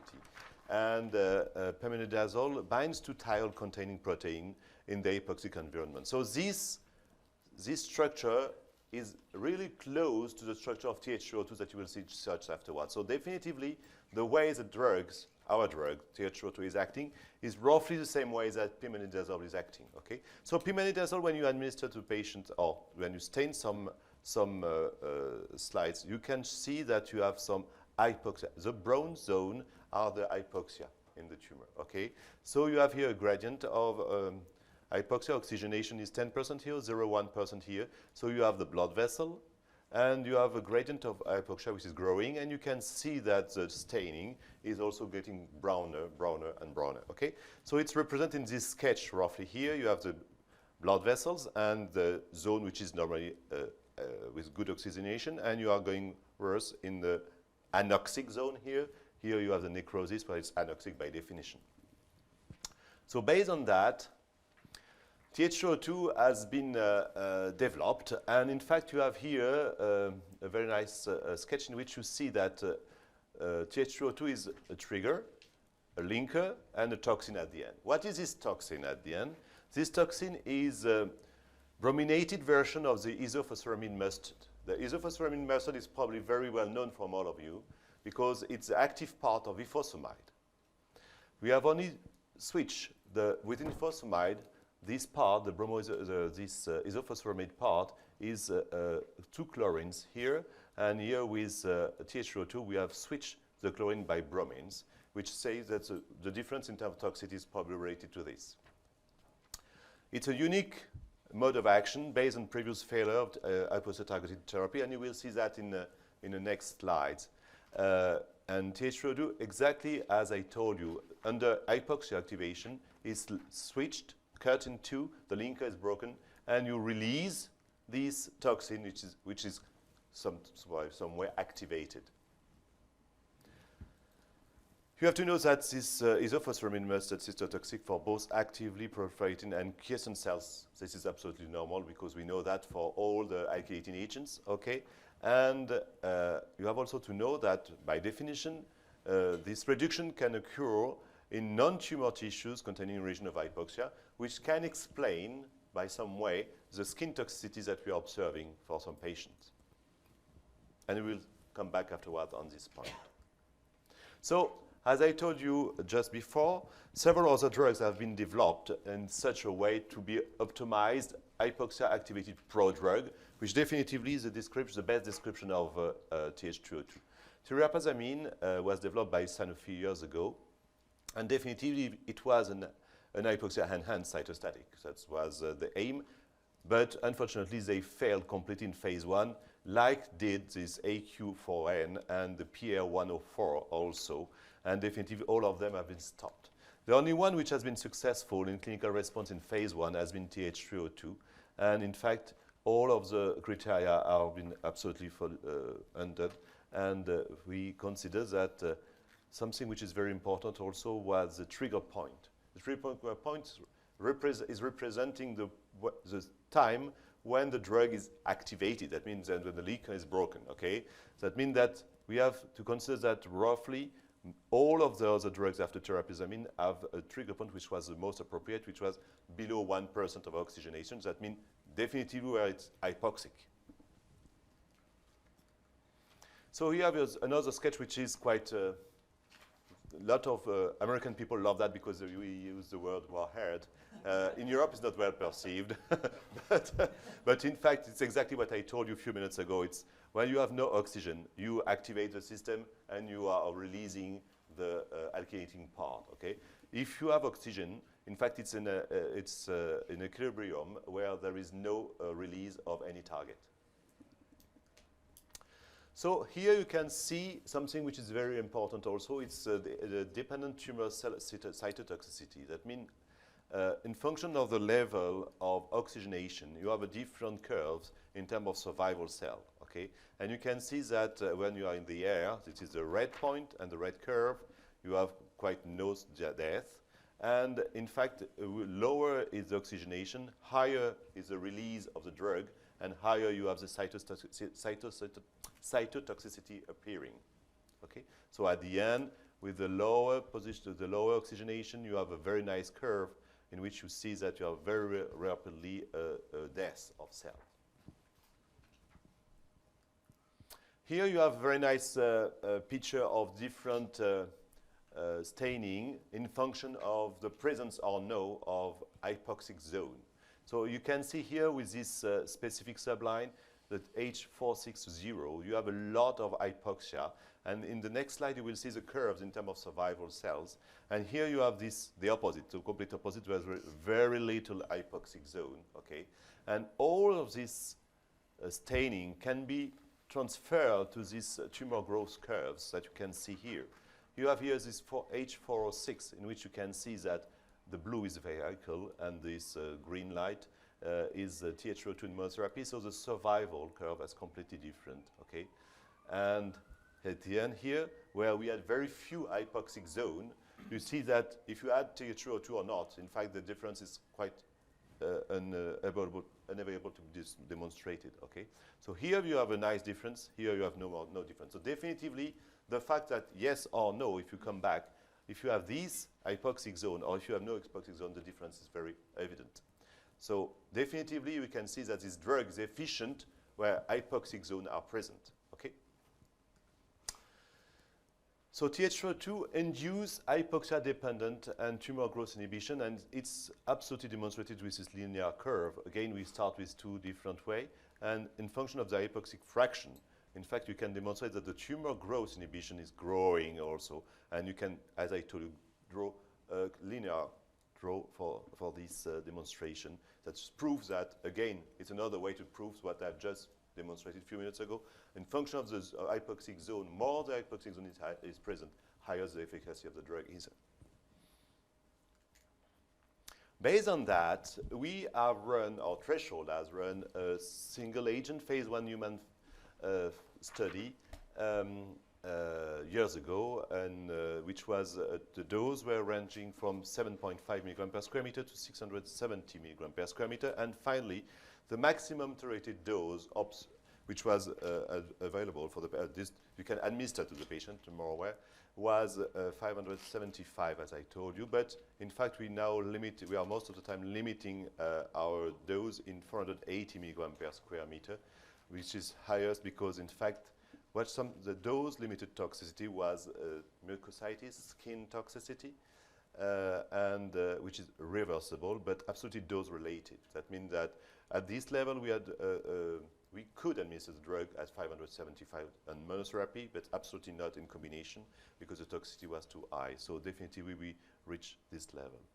This response were observed in different subline and particularly in melanoma, in small cell lung cancer, in other tumors, but also in soft tissue sarcomas and in melanoma, in pancreas, sorry, where the two main studies have been run. Different, based on on this study, we have some efficacy which has been able to be demonstrated, and you have here a very nice table in which we used the reference as historical tumor response. For example, in melanoma with dacarbazine, you can see that the historical response is less than 10%, and with TH302, we have been able to reach in this study, in the 401 studies, that means this the first one that I've shown 3 minutes ago, 22%. Of course, the number of patients were quite limited, as you can imagine, by definition, because of the phase 1 study. But it's here for this melanoma was quite evident that there is an efficacy which was higher than the usual treatment reference at this time. So here I have a very nice video. I will try to show it and to switch it on. Based on all these, information in this video should be considered highly confidential and proprietary and protected accordingly. Viewers are prohibited from sharing or distributing its contents to any third parties. TH302 is currently under clinical investigation and has not been approved for use in the US, Canada, Europe, or elsewhere. TH302 has not yet been proven to be safe or effective, and any claims of safety and effectiveness can only be made after regulatory review of the data and the approval of the labeled claims. Proposed mechanism of action of TH302, a small molecule hypoxia-targeted investigational study drug.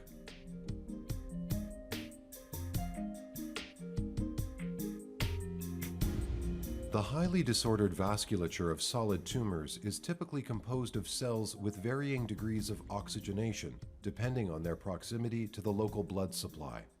Oxygenated cells in normoxic regions are in close proximity to blood vessels and divide rapidly. Cells in hypoxic regions are quiescent and acquire mutations contributing to drug resistance and enhanced metastatic potential. Conventional chemotherapies target actively dividing cells in normoxic areas and cannot easily penetrate the hypoxic zones. These cells are therefore less susceptible to typical anti-cancer therapies. TH302 is a hypoxia-targeted drug that penetrates through normoxic regions as an inactive prodrug and is selectively activated within hypoxic cells. TH302 is converted to its active form, releasing the cytotoxic effector and causing DNA damage to the tumor cells and cell death. Preclinical data suggest that the cytotoxic effector may diffuse to areas outside the hypoxic regions to exert a possible bystander effect and possibly exhibiting additional anti-tumor activity.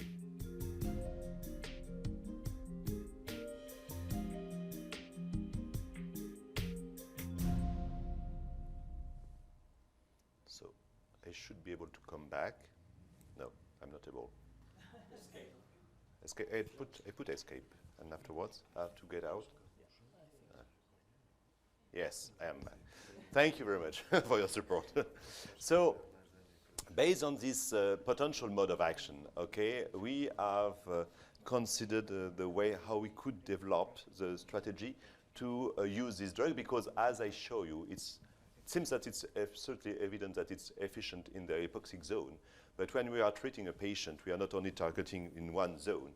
And definitely this is where TH302 could be considered as a very innovative drug in this way, because in fact, we could have 3 different combination strategy for this drug. First of all, we can combine the drug, which here is, as I told you, the blue one is hypoxic zone, and TH302 could be combined with a drug which is targeting this zone, which is traditional cytostatics, efficient in normoxic zones, like doxorubicin or any other cytostatics that we are currently using. And the aim is to have this vision of combining these 2 drugs in which we could improve the response, because this traditional cytostatic is usually not efficient in this zone. So by combining them, you can improve the response to by the patient. The second combination could be to improve this targeted zone and to improve the bystander effect that you have seen a few minutes ago.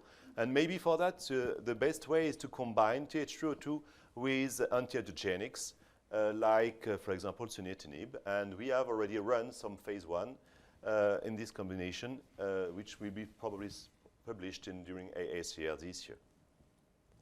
A third way could be, in fact, to combine TH202 with agents which are able to sensitize cells to DNA damage or cells death, like some DNA sensitizers, which are like the key1 inhibitor that we have in our portfolio currently.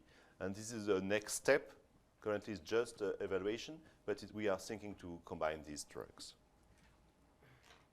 So this three-way, in fact, contribute to demonstrate that TH202 is a first-in-class hypoxia-activated prodrug, because it's really a prodrug. I demonstrated that at the beginning, that adds significant benefit when combined with standard of care in tumor types with high unmet medical needs, like pancreas or soft tissue sarcomas. And this is definitively when we tried to develop this kind of combination. Here you have a very nice slide also in which you demonstrate easily that if you combine doxorubicin and TH202, you have a different response. Maybe not a synergistic one, because it's not demonstrated as synergy, but probably an additivity, because it's obvious. Here you have the vehicle here in terms of tumor volume response. If you add vehicle, there is no response. If you add TH202, you have a response, but something is still active. If you have doxorubicin, you have a different response. But if you combine both, it's really that you can demonstrate a response. Okay, I would say for the sake of the story and for our colleague, which is very young, Elena, I think that it's like, if you remember the curve that we had when Al-Sarraf demonstrates the response with 5-FU and cisplatin in head and neck. We had this kind of curve. Very few response when we were not combining both drugs, but after the combination demonstrated by Al-Sarraf, it was this kind of 95% of response rate. Remember that probably.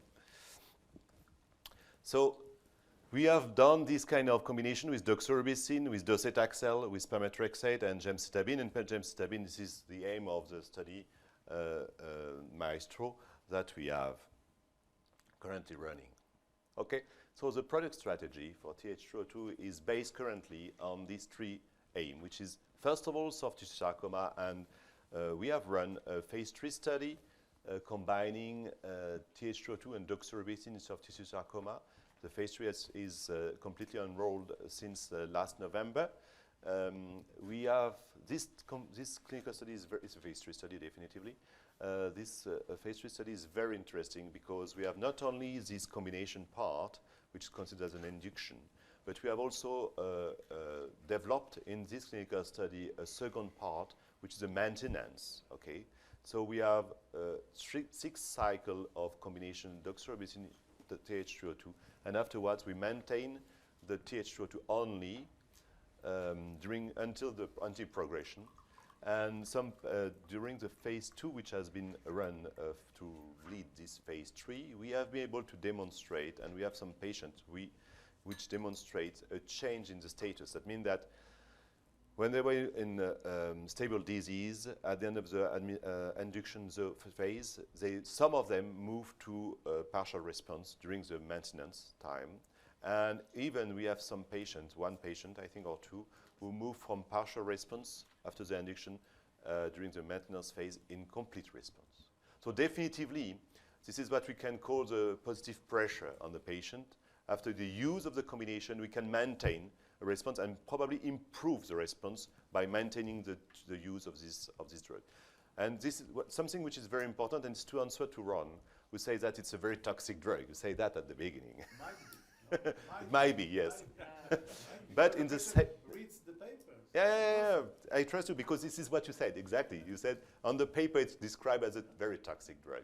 But in fact, in the true life, it seems that it's not so toxic, definitively not. And particularly 2 weeks ago, where Nora and I, we were in Milano for the soft tissue sarcoma conference. And we have had the opportunity to meet several KOLs who have been involved in this phase 3 or are still involved in the phase 3. and I've taken this opportunity to discuss with them about toxicity. And they told us that definitively, as I said before, there is a dose-related toxicity, definitively, okay? And the combination is not improving the situation. By definition, we know that doxorubicin is toxic by experience, and when you have any other drug, you have more toxicity. So by definition, it's true, but this dose, this toxicity is cumulative. So when they stop the administration of the induction phase, and when they move to the maintenance phase, the toxicity is declining, and definitively all the patients which are still under maintenance have very few, if no toxicity at all. So in fact, when you combine, you have a combination of toxicity, but afterwards, in maintenance, you can demonstrate the real toxicity of the drug itself, and it's very, very low. The second strategy, the second clinical trial that we have started, and which is currently on enrollment, is this phase 3 study, MAESTRO, the pancreatic cancer. It's a combination of agent of first-line treatment in locally advanced, unresectable, or metastatic pancreatic cancer. You know that perfectly. It's a combination with gemcitabine, which is considered, was considered when the clinical study has been designed as a standard of care. The third strategy that is currently under evaluation and which probably starts soon in under the responsibility of Threshold is in lung cancer, and it will be based on a second-line non-squamous non-small cell lung cancer. So you are here 2 slides dedicated to the clinical development. And you can see that you have some of them which are completed. When you have still an arrow, they are still ongoing. The 406, which is the famous soft tissue sarcoma phase 3 clinical study, combining TH02 with doxorubicin, as I told you. But you can see here that we have developed that in different ways, even in hematology, in leukemias, for example, and in multiple myeloma, where we have a phase 2, currently running. And different other indications like non-small cell lung cancer, as I told you a few minutes ago. We use also different combinations as pazopanib, for example, and sorafenib also. So you see that the way that we thought at the beginning is currently underway, and we have this kind of development. Here you have all the study developed by Threshold. It's very, very low numbers, digits. Here you have Merck Serono, so by definition, you know, it's a big company, and we are obliged to have large numbers to describe a study. So we have this MAESTRO study, which is currently ongoing, and we have 3 studies which is related to that, which by obligation, by necessity for each different countries. For Japan, China, we have this kind of request, and something which is interesting probably for all of you, which is a phase 1 in pancreatic cancer, which is a triplet combination. Combining Abraxane, gemcitabine plus TH02, which probably could solve some of your issues for the arm of reference.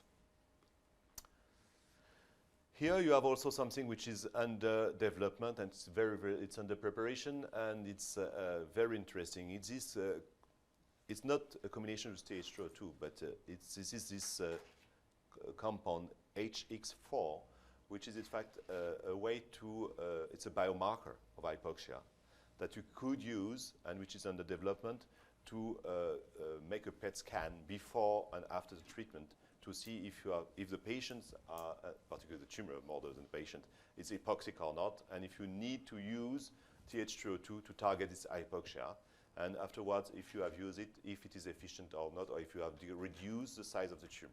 So it's under development. It's in the hands of Threshold. It's a biomarker which was developed by Siemens and which has been acquired last year. So now it's currently running, and it's something which is very, very interesting, and which it's in some centers we are using this marker linked to some clinical studies in MAESTRO. Yeah, it's essentially due. We cannot expand this because the way that the drug is produced, we need a synchrotron, and you have only 3 hours after the production in the synchrotron to administer to the patient. So it's not so easy to handle currently, and there are several steps under development for that. And you have here a very nice picture of what I'm just saying about what kind of image we can obtain with this biomarker, this HX4. Okay, so it's very promising.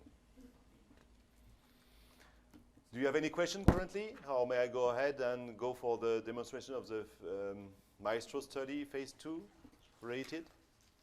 It's okay? Good, I keep on. So, where we have decided to go for this MAESTRO study. In fact, everything is based on this study called CR402, which was a phase 1 combination in which we combined gemcitabine, docetaxel, and pemetrexed to TH202, in which we have demonstrated the efficacy, as I told you a few minutes ago. And we have demonstrated that the maximum tolerated dose for TH202 within this combination is 340 milligram per square meter in combination with gemcitabine. We have demonstrated for the other drugs that it could be different, but the aim of this demonstration currently is with gemcitabine. So we started a phase 2 after this one, which was called the CR404, and it was a randomization 1:1:1, 3 arms, gemcitabine plus 3H2O2 at 240 milligram per square meter, where we could have some efficacy and very low toxicity, or another dose, which was TH2O2 at 340 milligram per square meter. As I told you, it's the maximum tolerated dose in combination with gemcitabine, or gemcitabine as a reference arm. The primary endpoint of this phase 2 study was PFS, and secondary endpoints, which are usually the way for second line, for phase 2, sorry, is overall response rate, overall survival, and also an evaluation of the CA99 level. So the design of the study was very easy. It was gemcitabine day 1, day 8, day 15, 1 week rest, and we restart at 28, okay? So it was the same day that we were administering TH202 at 2 different doses. As I told you, it was anti-progression. So you have here the curves in terms of progression-free survival by treatment arm. And you have gemcitabine alone in black with a medium progression-free survival of 3.6 months, sorry. We have afterwards the arm of, with the combination of TH202 at 240 milligram per square meter, and we reach 5.6 months. And finally, the arm with 340 milligram per square meter, when we have been able to reach, as a patient-free progression-free survival, 6 months. So definitively, these doses were reaching a far better response than the other one. The PFS by patient subset demonstrate clearly that, whatever, if it's male or female, whatever the age, below 65, over 65, the ECOG status, 0 or 1, the presence of metastatic or locally advanced was a little bit different, but whatever, it was in favor of TH202. And radiotherapy or no radiotherapy before, the level of albumin doesn't change anything either, and hemoglobin another. So definitively, all of these subset are in favor of this combination. So now coming back to the best response, classified through RECIST system, and you can see here that, generally speaking, we have obtained 10% of response with the gemcitabine arm only. We moved to 17% in the 240 milligram per square meter to finally reach a very, very nice 26% with even two complete response, roughly 3% of the patient in this 74 arm. So demonstrating definitively, if we have to demonstrate something, that this dose, which was the maximum tolerated dose with this combination, was probably the dose to deliver to the patient. You have here, as a subset, you have here the overall survival by treatment arm, which is also evident that you can obtain something as a medium. The probability of overall survival is 6.9 with gemcitabine, 8.7 for 240, and 9.2 when you use the maximum tolerated dose. So definitively, you can also have an added value saying that it's the way that we have to combine this drug. I came back a little bit after Carmen made this presentation already. You have already seen that, so I will not spend my life on that. It's the comparison, which is not easy to compare because it's phase 2 compared to phase 3. This is not the traditional way to do, but it's only to have some figures in mind. The overall response rate are quite consistent if you consider the gemcitabine arm, but in the different order you have 23% in the MPACT study. You have 32% in the Prodigy with the FOLFIRINOX one, and you can obtain until 26% in our phase 2 study at 340 milligram per square meter. So it's roughly consistent, I will say, and not so far toward that. And the median overall survival is 8.5 compared to 9.2 for us in the phase 2. So this is something which is to keep in mind when we are speaking about and to demonstrate and to try to explain things to the patient. Safety, definitively, I have to agree with Ron that we have a different safety, but you can see here that in fact we are not the worst because FOLFIRINOX is far worse and could be TH202 in this combination in terms of neutropenia. Thrombocytopenia is a little bit higher. You know that gemcitabine alone is very toxic for thrombocytes and precursors of thrombocytes. So probably the combination of both is not worse, is not better, but Nora is no more there, but we have discussed again this point. Was very important for me. We discussed this point with our colleagues and investigators in the sarcoma trial 2 weeks ago, and all of them that I've interviewed on that told me that they have never observed any problem of bleeding, and they have never transfused patients with platelets. So that's important to keep in mind because it was with doxorubicin. Doxorubicin is highly toxic for the bone marrow, and in fact they have not suffered of any problem. Fatigue is not a problem at all. I'm surprised that it's you, Martin, you said that one of your patients was complaining about grade 3 fatigue, which is something very, very rare compared to the other combination in our experience. And it's interesting to discuss a bit that what the patient was feeling and how it is now with the other, because you moved to another protocol probably. So how is it feeling now, this patient? That was very good. Afterwards, it was very good. Of course, you know that FOLFIRINOX is well known for the diarrhea, essentially for renal controlation. And we can say that we have something different to the others, which is the skin toxicity. Unfortunately, you have also experienced that. But it's very low, in fact, and when patients are prepared or well followed, I would say that's something which is easy to handle, and definitively now we have a very, very different vision that it was at the beginning. You have to know that this skin toxicity was absolutely unplanned when we moved from the test with the mice to the human beings, because we observed the first skin toxicity when we moved to the human beings. It was absolutely never observed in preclinical studies. So here you have a summary of what I've just said, that I mean in efficacy we are far better than the others because we moved from 3.6 months to 6 months. The response rate is decreased from 10 to 26%. We have a greater decrease in CA19-9. So I don't know if it's important, but it's something which is important in terms of figures at least. We have an increase of the median overall survival from 6.9 to 9.2. Of course, as I told you a few minutes ago, we have something which is not improved, which is the rash, which were not existing in the other arms because the toxicity was not the same. But it's only grade 3, 3% in grade 3, for example. Stomatitis is increased also, but we have no grade 3 in this study and so on. So in fact, based on that, and essentially based on the efficacy and a very manageable safety problems, toxicity, we have initiated these MAESTRO trials in which you are currently involved. I think that's all that I had to deliver today. I'm ready to answer your question. If I can, I will try. I will get this driver to my colleague Noah and going on club.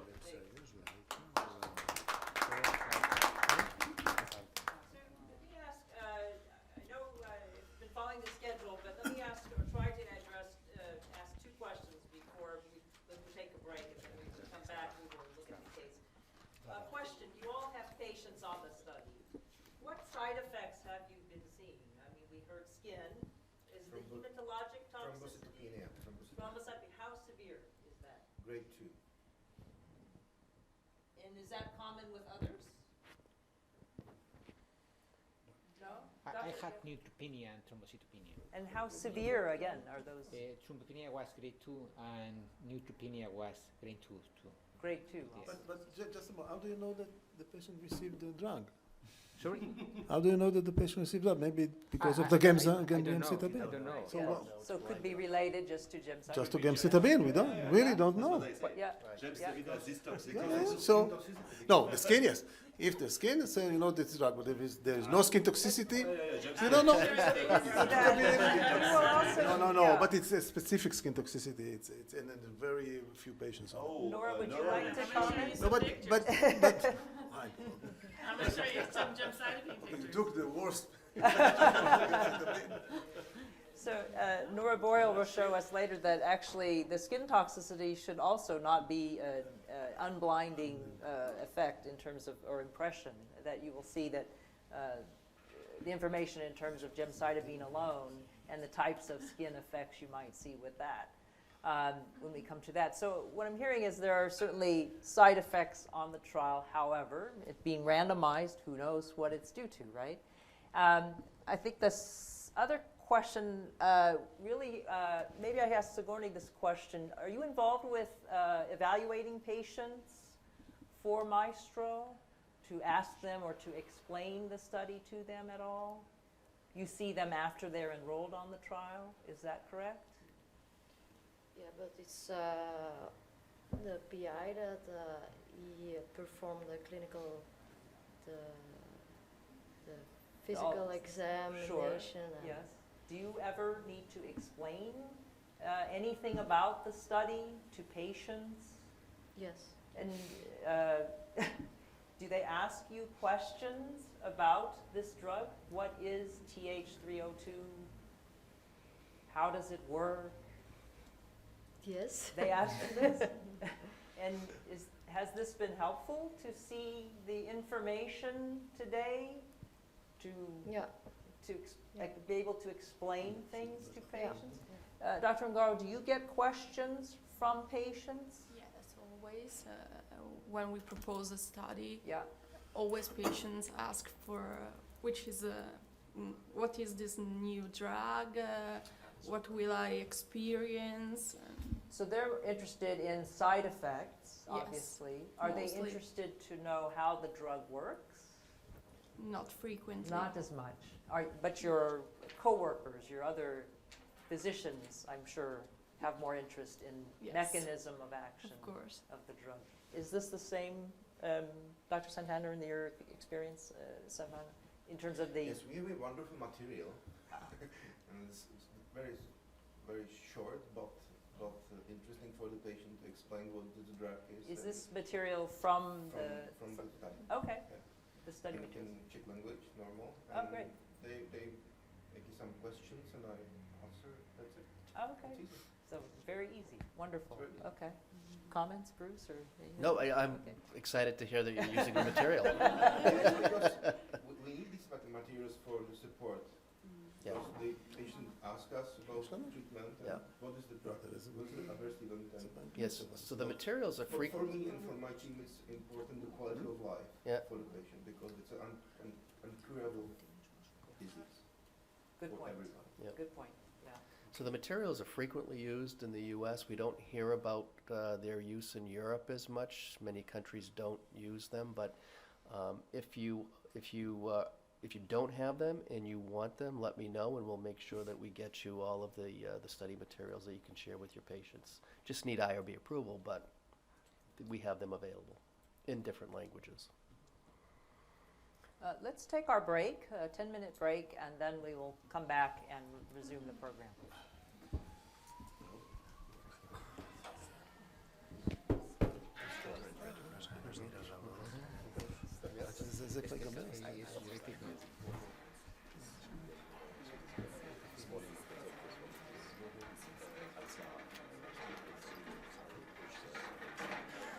Would you be willing to, I know it's kind of, it's sensitive, but would you be willing to sit with Martin for a half hour, maybe do a TC with him, and take him through your your slides and how you do it?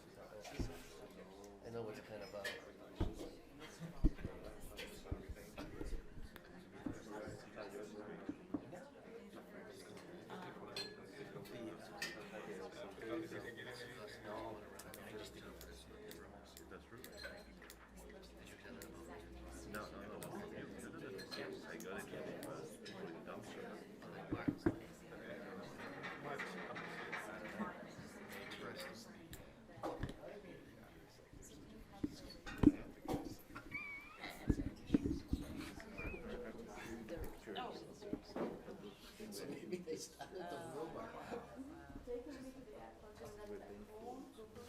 Does he have any other skin issues? Never had any other skin issues?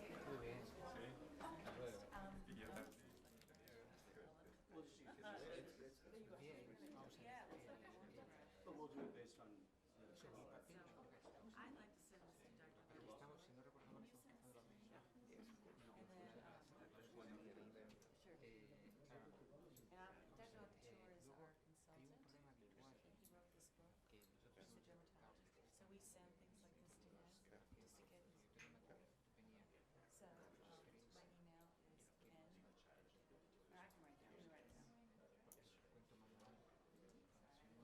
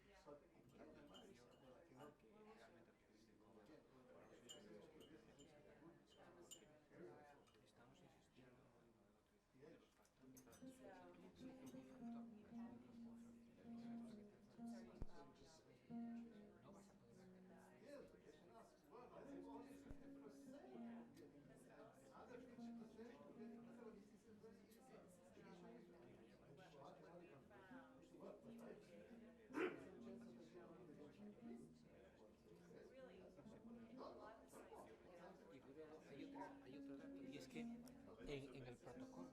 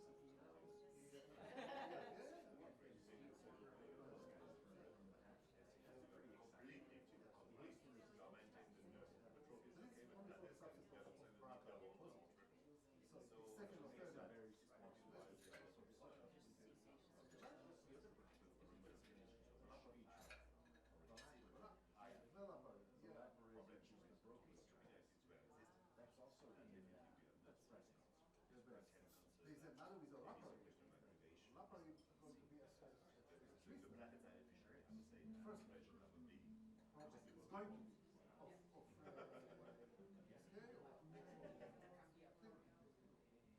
All right.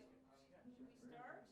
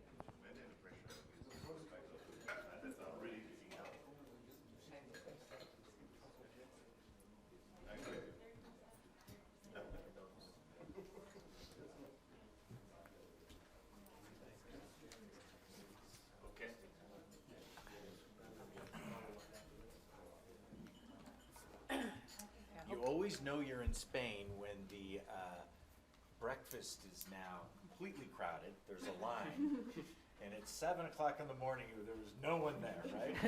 So we can go to it again. Exactly. You go again. It's perfect. Yeah, that sounds good. Standing room only. 7 a.m. There was, not many people. We were it. Great, let's just move forward and look at a new case for discussion and just to get your thoughts again. This case now, a 57-year-old patient, ECOG of 1, upper abdominal pain with some back pain, 6 kilograms of weight loss in the past 8 weeks, type 2 diabetes diagnosed recently. Liver functions are slightly abnormal, but bilirubin is normal, so transaminase is slightly elevated. Alk phos 1.2 times upper limit of normal. Ultrasound, non-homogeneous mass in the head of the pancreas, no evidence of liver metastases. He has a spiral CT scan of the abdomen. There's a suspicious mass in the head of the pancreas, and infiltration of the SMA, no distant mets, and the CA19-9 is elevated at 800. So may I ask there in Israel, maybe Dr. MAESTRO, perhaps I can ask you, how are patients like this evaluated at your clinic, in your center? Do you have tumor board conference? Is every patient is approached, evaluated?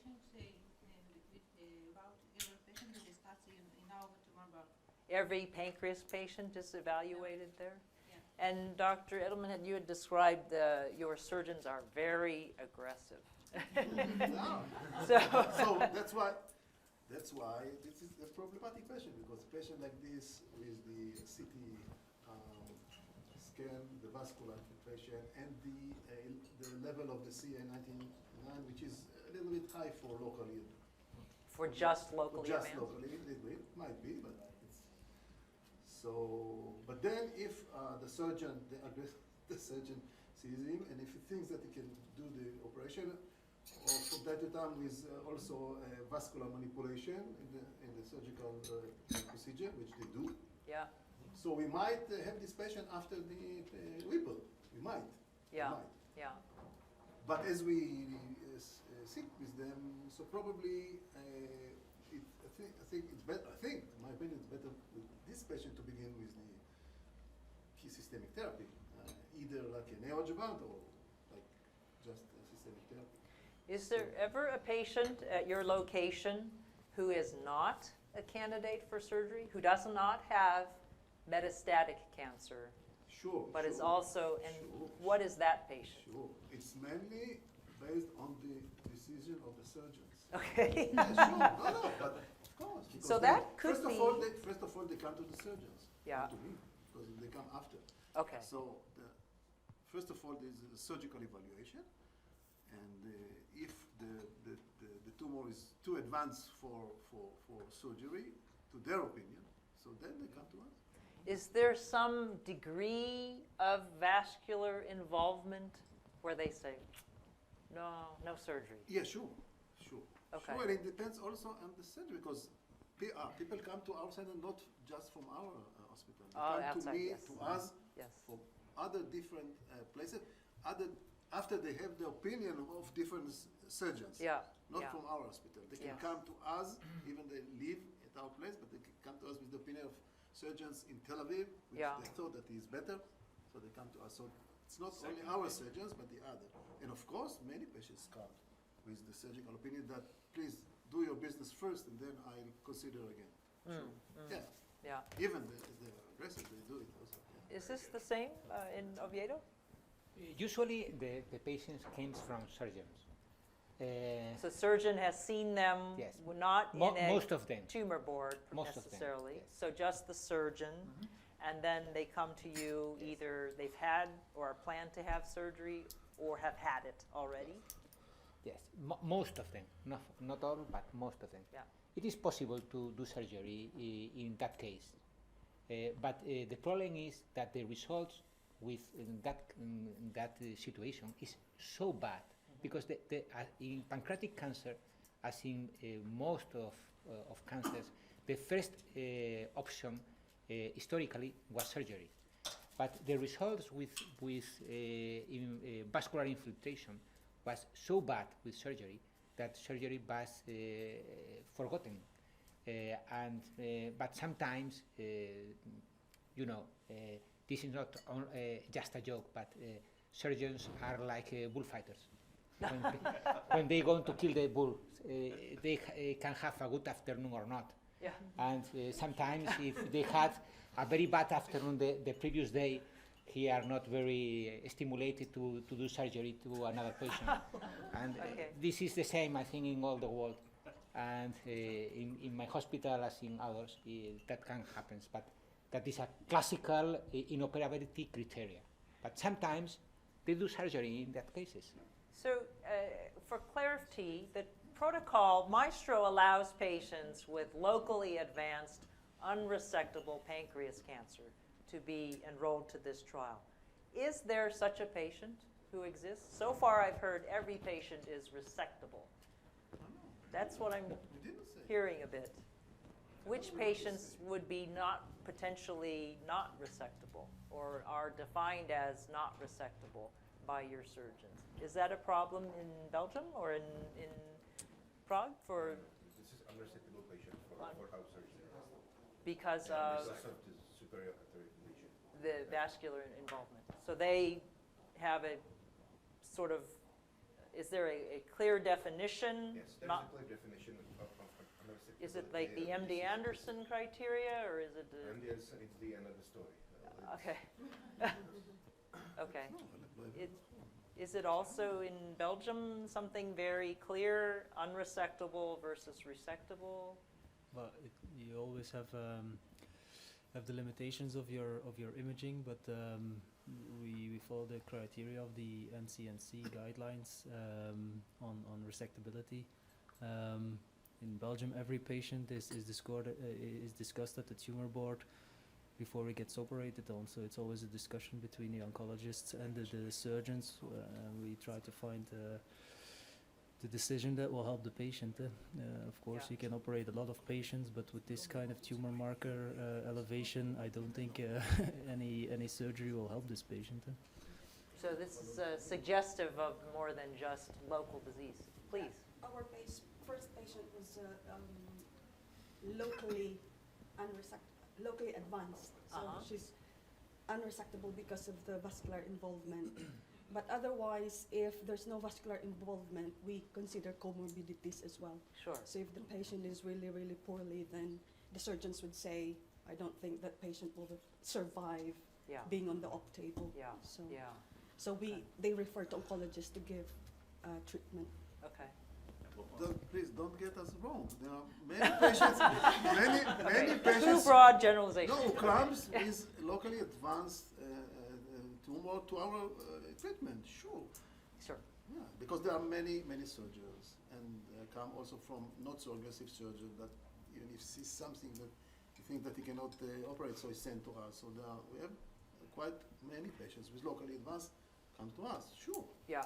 And are they looked again by the surgeon and say, oh, that doctor can't get it, but I can get it. From time to time, yes, but not all of them. Yeah. If to me it's clear that the surgeon is right, so I proceed with the treatment. Yeah. If I think that the surgeon is not right because I saw no reason why not to operate the patient. Yeah. So we do consult with our surgeons. Yeah. It depends. Sure. Depends. And this trial allows for the locally advanced patients, but the majority of the patients are going to be metastatic. I mean, that's just the, that's the ones that you see. Every once in a while you see this, but the majority will be metastatic. Yeah. So this patient has a review at Tumor Board Conference, locally advanced disease, but receives 5-FU-based chemoradiation therapy with neoadjuvant intent. Is this an approach that has been used at any of your locations? Dr. Ongaro, is this something that your group looks at, or? We usually Chemo use alone, chemo preoperative? and then radiotherapy. Yes, not and together. Not together. Yes, yeah. And then surgery if it's possible. Yeah, okay. And that is a patient who is considered not definitively unresectable from the start, but is close.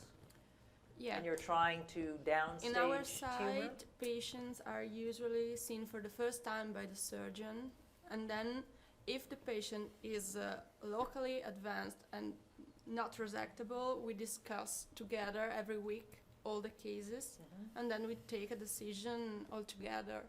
So if the option is only medical treatment, we don't. No surgery, no Yes, preoperative. we don't call again the surgeon for a patient, but if we see that maybe there's a surgical option, we will discuss after 4 weeks of chemotherapy with also the radiotherapists. Yeah, have everyone evaluate. But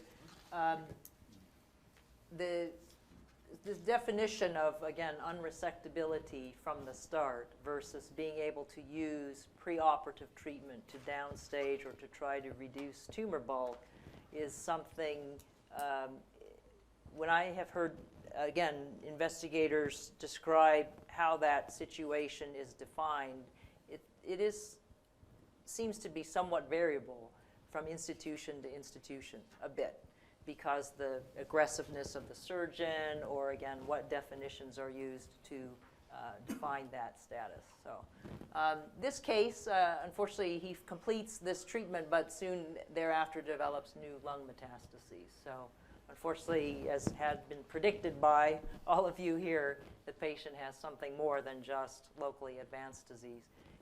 Is this a common presentation, perhaps, that some of you see, or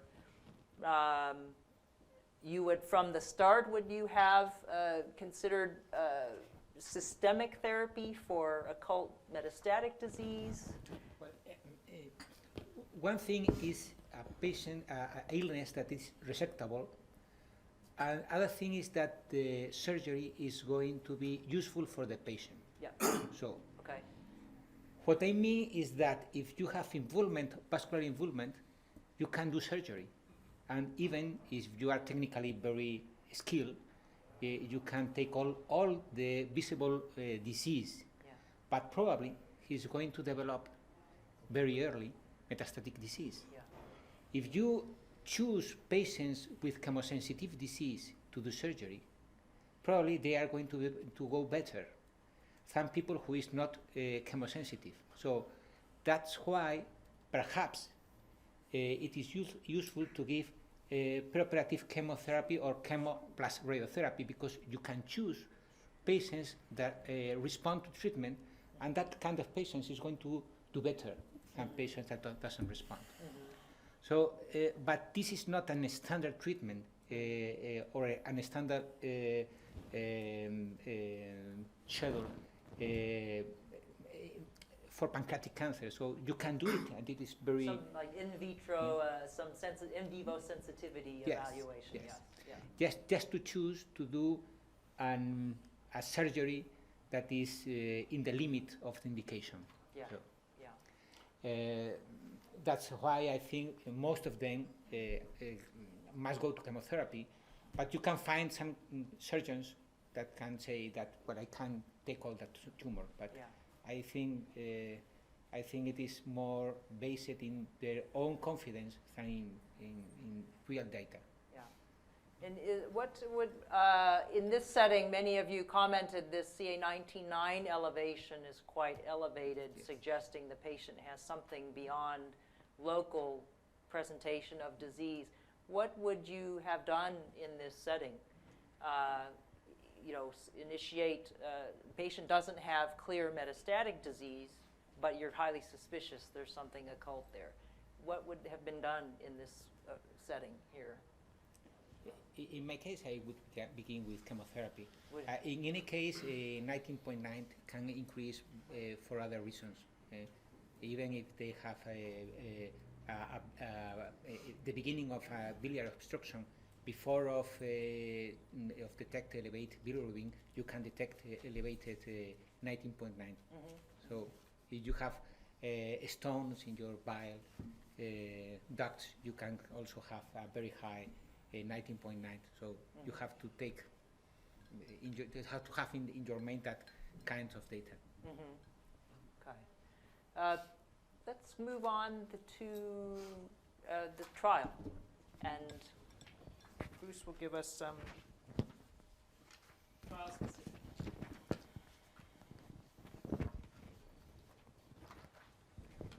Too much equipment here.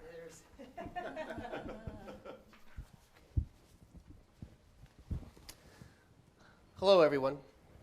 So I was joking with Dava yesterday because we've worked together now for about a year.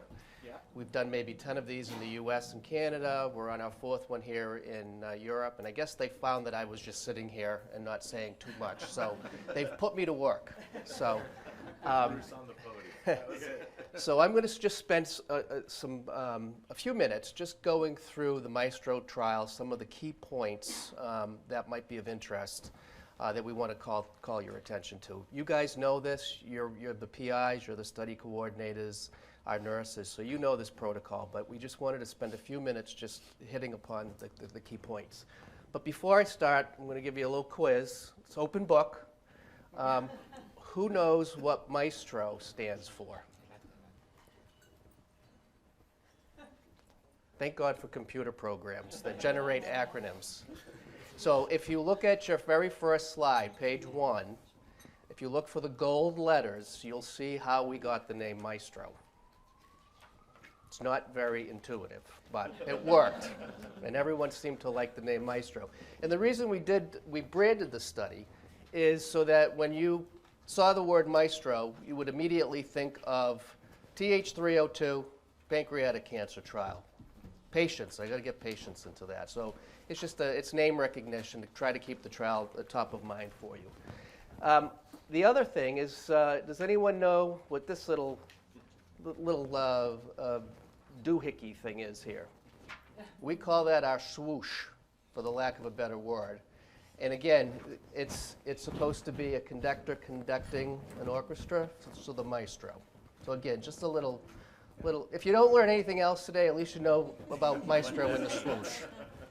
But hopefully you've learned something else today. And the term doohickey. Doohickey. Is that an American word? That's probably an American word. Okay. So again, just the primary objective of the trial is we want to compare TH302 with gemcitabine with gemcitabine or in placebo, hopefully looking for overall survival and improvement in overall survival. All right, so efficacy. We also have some secondary objectives to go along with the efficacy. We're also looking at progression-free survival as well as objective response and disease control. Also, with every clinical trial, of course, safety is always part of that, safety and tolerability. So that's been built in. We're collecting additional safety data to support the phase 2 study or to build upon what we've already learned from the phase 2 study. And then an important piece here is the patient-reported outcomes. So we're also collecting that. It's required from some of the regulatory agencies in Europe. It's an important piece in order to obtain a reimbursement for TH302. We have 2 questionnaires, as you're aware, the QLQ-C30 and the EQ5D5L, as well as a pain scale, all right, a numerical rating scale for pain, all right. This has been a bit of a challenge in the U.S. collecting these, particularly for patients that are in follow-up. We're actually doing quite well in Europe. Europe has been very compliant with collecting these forms, so thank you. Our goal as a team is to make sure that we have about 80% compliance so that we have enough data to be able to support the trial at the end of the day, okay? We also have some investigational objectives. We're looking at the level of CA 19-9. We're looking at collecting additional PK information to build upon some of the PK results that were collected in the phase 2 study. We're also looking at some pharmacogenetic markers, which there is a separate informed consent, as you're well aware, that we need to collect 2 informed consents, one for the main study and one for the pharmacogenetics. And then we're also looking at some of the predictive biomarkers for hypoxia. So there's quite a few things that we're hoping to get additional information out of the study on. All right, so as far as the design, again, it's your basic typical design for a randomized large phase 3 trial. It builds upon the design that was similar for the phase 2 study that Threshold ran. We're looking to randomize 660 patients, hopefully by the end of the year. Randomize 1-to-1, so 330 get gemcitabine plus TH302, and 330 get gemcitabine plus placebo, okay? The schedule is day 1, day 8, 15 of a 28-day cycle. TH302 or placebo is provided in a 30-minute infusion, and then the patients have to wait 2 to 2.5 hours, and then they receive the gemcitabine dose, again, over a 30-minute period. Our key inclusion criteria, obviously, you have to be over 18 years of age, locally advanced or metastatic disease, as you're aware. The protocol was also written so that we can include as many patients as possible. We wanted to make sure that we limited the exclusion criteria. So that's why we have allowed previously untreated patients with chemotherapy other than all of these items. So patients can receive radiosensitizing doses of 5-FU. They can receive radiosensitizing doses of gemcitabine if relapse occurred at least 6 months after the completion of the gemcitabine. They can receive neoadjuvant chemotherapy, again, if relapse occurred 6 months after surgery. And then they can receive adjuvant chemotherapy if relapse occurred again 6 months after the completion of that chemotherapy. So the idea was to write the protocol to allow as many patients as possible, okay?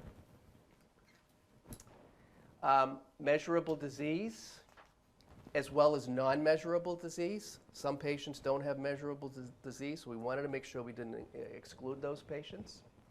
ECOG performance, a good ECOG performance, status of 0 to 1, observed by 2 folks. Don't have to be 2 investigators, can be a study coordinator. It needs to be somebody that's on the delegation of authority form, though, okay? And so I wouldn't stress too much over that. Life expectancy of at least 3 months, and acceptable labs, liver, renal, and hematology status, all right? And then some of our key exclusion criteria. Because this is a hypoxic activated prodrug, we want to make sure we're not giving it to patients that perhaps have some issues with hypoxia. So chronic obstructive pulmonary disease, other types of pulmonary diseases that the patients require supplemental oxygen. So just be aware of that, because we want to make sure that we're ensuring patient safety and we're enrolling the right patients. Major surgery is excluded if it's within 28 days. If a patient has a Whipple procedure, but they're 29, 30 days out, they're acceptable candidates for the study, okay? And then treatment with pancreatic cancer with radiation therapy or surgery, again, 28 days, or less than 28 days. So greater than 28 days, they're allowed. So here's some of the challenges that we have. And these are exclusion criteria that were essentially mandated from the FDA. Of course, when we wrote the protocol, we submitted it for a special protocol assessment and through the FDA. And because they wanted to ensure safety, and they're doing this for many sponsors in many trials now, they insisted that we add these exclusion criteria to ensure safety. So subjects that are taking medications that prolong the QTC and have a risk of TDP, all right, that perhaps are going to give them a QTC that's greater than 450, those patients need to be excluded, all right? There's some studies that Threshold, or study that Threshold is running right now to help us better understand this, to show that perhaps this isn't an issue, it's not a safety risk, and that we could perhaps, hopefully, maybe amend this out and make the inclusion or the exclusion criteria a little bit easier.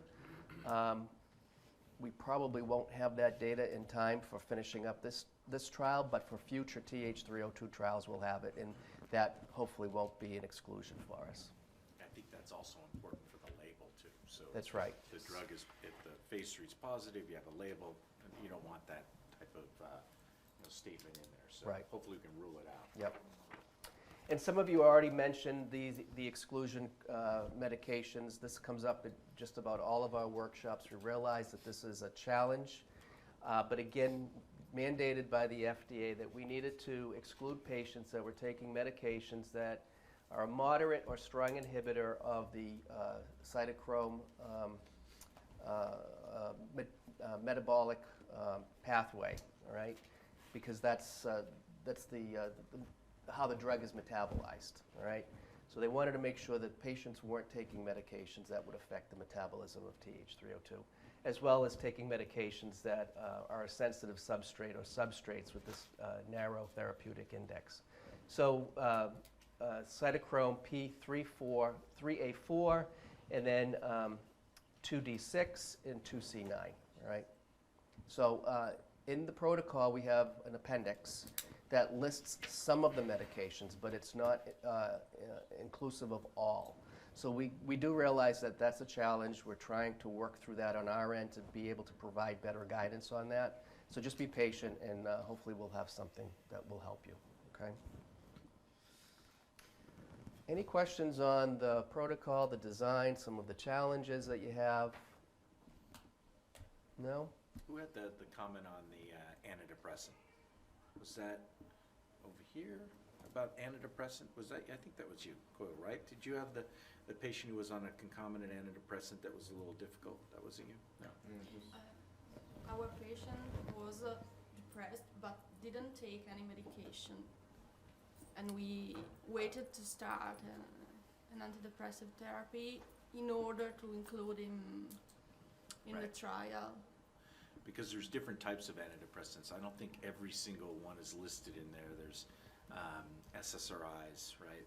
There's We dopamine wanted antagonists. to ask the help of a psychiatrist, but the patient didn't want, so. Right, okay, that's right. You decided to move on, okay. Yeah, we've also, many of the statins for hypercholesterol are in that list too. Yeah, we changed it to atorvastatin because it's a sensitive. Do you it's a consider sensitive stopping it? substrate. The cholesterol is not a problem. Right. Right. If you have pancreatic cancer, you can have high cholesterol. Without any problem. The problem is the anti-diabetic drugs, because Which one's metformin is an diabetes. yes, Diabetes drugs, yeah. is one of the most employed drugs for type 2 diabetes, and it's very frequent with these patients. So it is a problem. We have to change to another one. We can do it, we can change, but it is a problem because if you have the diabetes completely controlled with metformin, you can have some problems later. And the other problem is antidepressive drugs, because it's very common to have depression with pancreatic cancer. And not all must, but most of the most frequent antidepressive agents in our media have some kind of interaction with the metabolic pathway. So that is a problem. Yeah. Can I just clarify then? Is metformin not allowed, or is it allowed? Which one? Metformin. Metformin? It's allowed, isn't it? I could not see it listed as But the list is not comprehensive. Right. That's the downside of the list in the protocol. So a question for you, you've all enrolled patients. Now, how do you go through this medication evaluation? You as the investigator or your study team have to go through each drug and try to come up with a substitution? Do you have investigative pharmacists you can work with who can help you evaluate a drug list and come up with some substitutions? How does that work in Belgium at your location? Well, we go over the medication form and we see whether or not there are drugs that are not allowed, and then we contact the treating physician, who has started the drug for alternatives. But it's always difficult to start changing medication of patients which they are fine by. It's a bit difficult. Like medication for diabetes, which is well controlled. It's morally difficult to take them off the drugs and start something that is allowed, or start an antidepressant that is allowed but is probably not the first choice for us by a psychiatrist. So. But you must have other clinical studies, clinical trials at your locations. Do Yeah. they have similar requirements in this day and age, 2014? Most trials have some requirement on this. Is this a common challenge, or just for this? No. It's a common challenge, but it's a bit frustrating because you're losing perfectly fit patients for this kind of trial because of these restrictions. But every trial has this challenge. Yeah, it sounds like. most of them do. But how many do you have? How many of you have a pharmacist in your clinics? That can help you evaluate. Yeah. You do have a pharmacist. We I do. mean, that helps. If They you- see the consultant and then screened by the pharmacist. Yeah. We've heard that from a In lot of clinic. sites at these workshops, that if you have a pharmacist, rely on them because they're a great resource and can really help you. Yeah. And if not, how many of you on your own have a list that a running list of medications and things that you've substituted for? Is this something that you have as a record that applies for the trial as a whole? So as future patients come in, perhaps they're on the same drug and you can make a similar kind of change? I really don't have the list. I connect, if I have a problem, I connect with psychiatrist and or with endocrinologist. But really, I don't have a list of alternatives for the drugs. Really, we use the same antidepressive at this moment for the people, for the patients that is taking antidepressive drugs. And it is the list is very long. That is a common problem for all the clinical trials, but the list in this one is bigger than in the rest. So, yes. So, we could discuss, again, I don't know, but in the U.S., many of the coordinators said, well, they evaluate the drug list and have created for their own use a list of drugs and acceptable alternatives. Yeah. But the list from site to site can be different. So in the U.S., some of the coordinators at our meetings have said, oh, let's exchange and share our lists together. Is this a kind of thing that perhaps can be? Yeah, I'm going to take that back, and I'll look further into that. As a sponsor, we're somewhat reluctant to provide you a list because It's guiding you. it's guiding you. Right. Thanks, Mark. So that's one of the challenges. We would love to just be able to hand you a list, but our medical directors are a little bit reluctant because you're the MDs. You know your patients best. So, But let me see what I can get from the study coordinators that have provided this. If I can get approval, I would be more than happy to share that with everybody. But I'll take that back and work that again. Yeah. Okay. Makes sense.